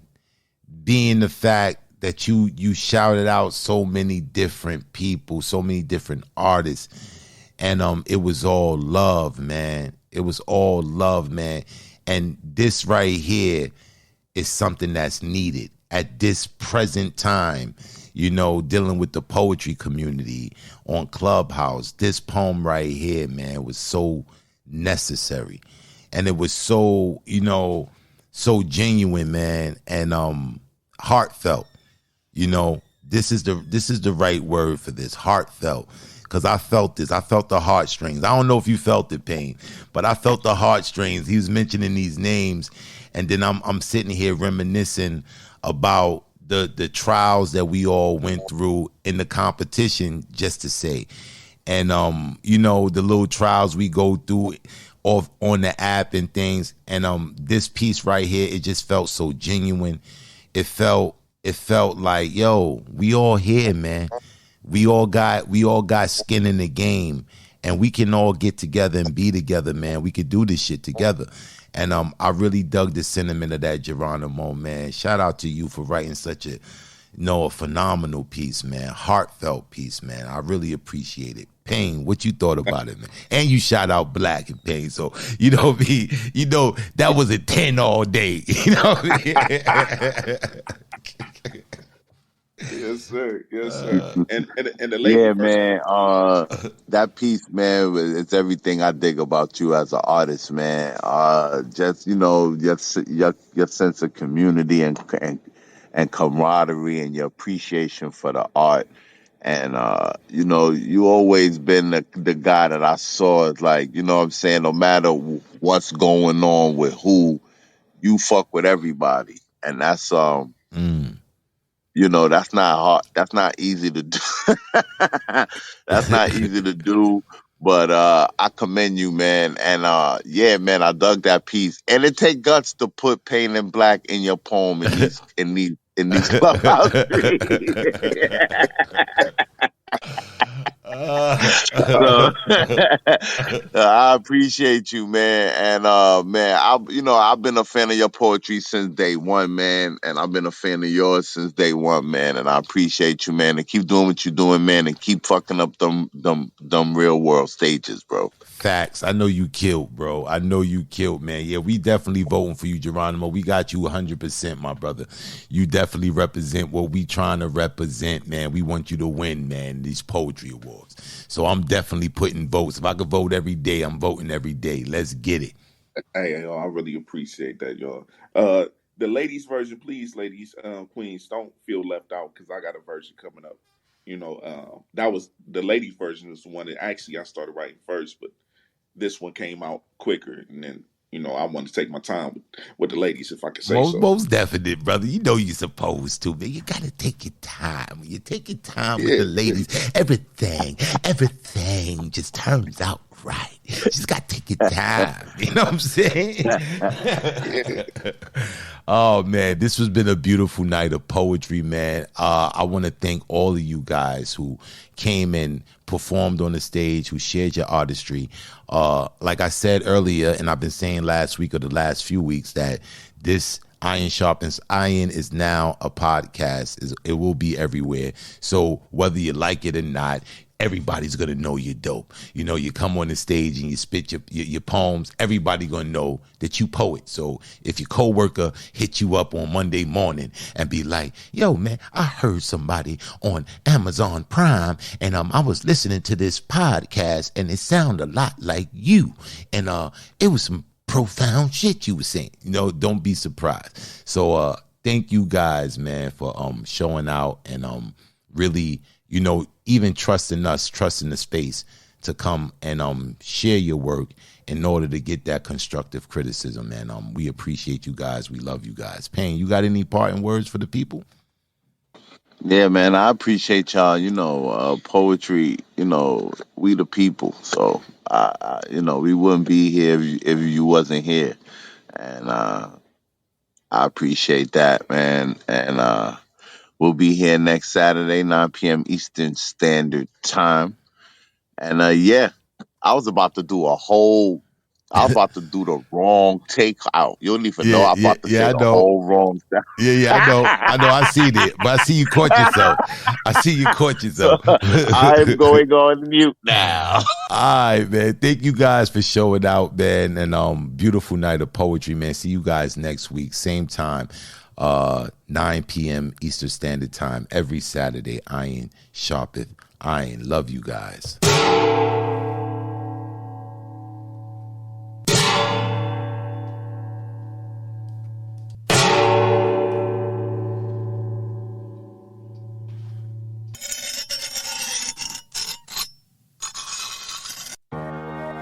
As iron sharpens iron, so one man sharpens another. Or the story. I thought it was a good story. I just felt like it was parts of the story that lagged a little bit for me. Your cadence, man, it captivated me. Me, it's just the sincerity in the piece. You know, I could feel that, and the emotion is always going to win me over when I can feel that it's real. So it was one of those pieces that, you know, where you're waking people up. You know what I'm saying? Bringing awareness. It was an awareness poem, and I really dug it, and I really dug the message behind it. Thank y'all very much. I really appreciate it. I appreciate the space. Are you ready to enter the dojo? Here, iron sharpeth iron.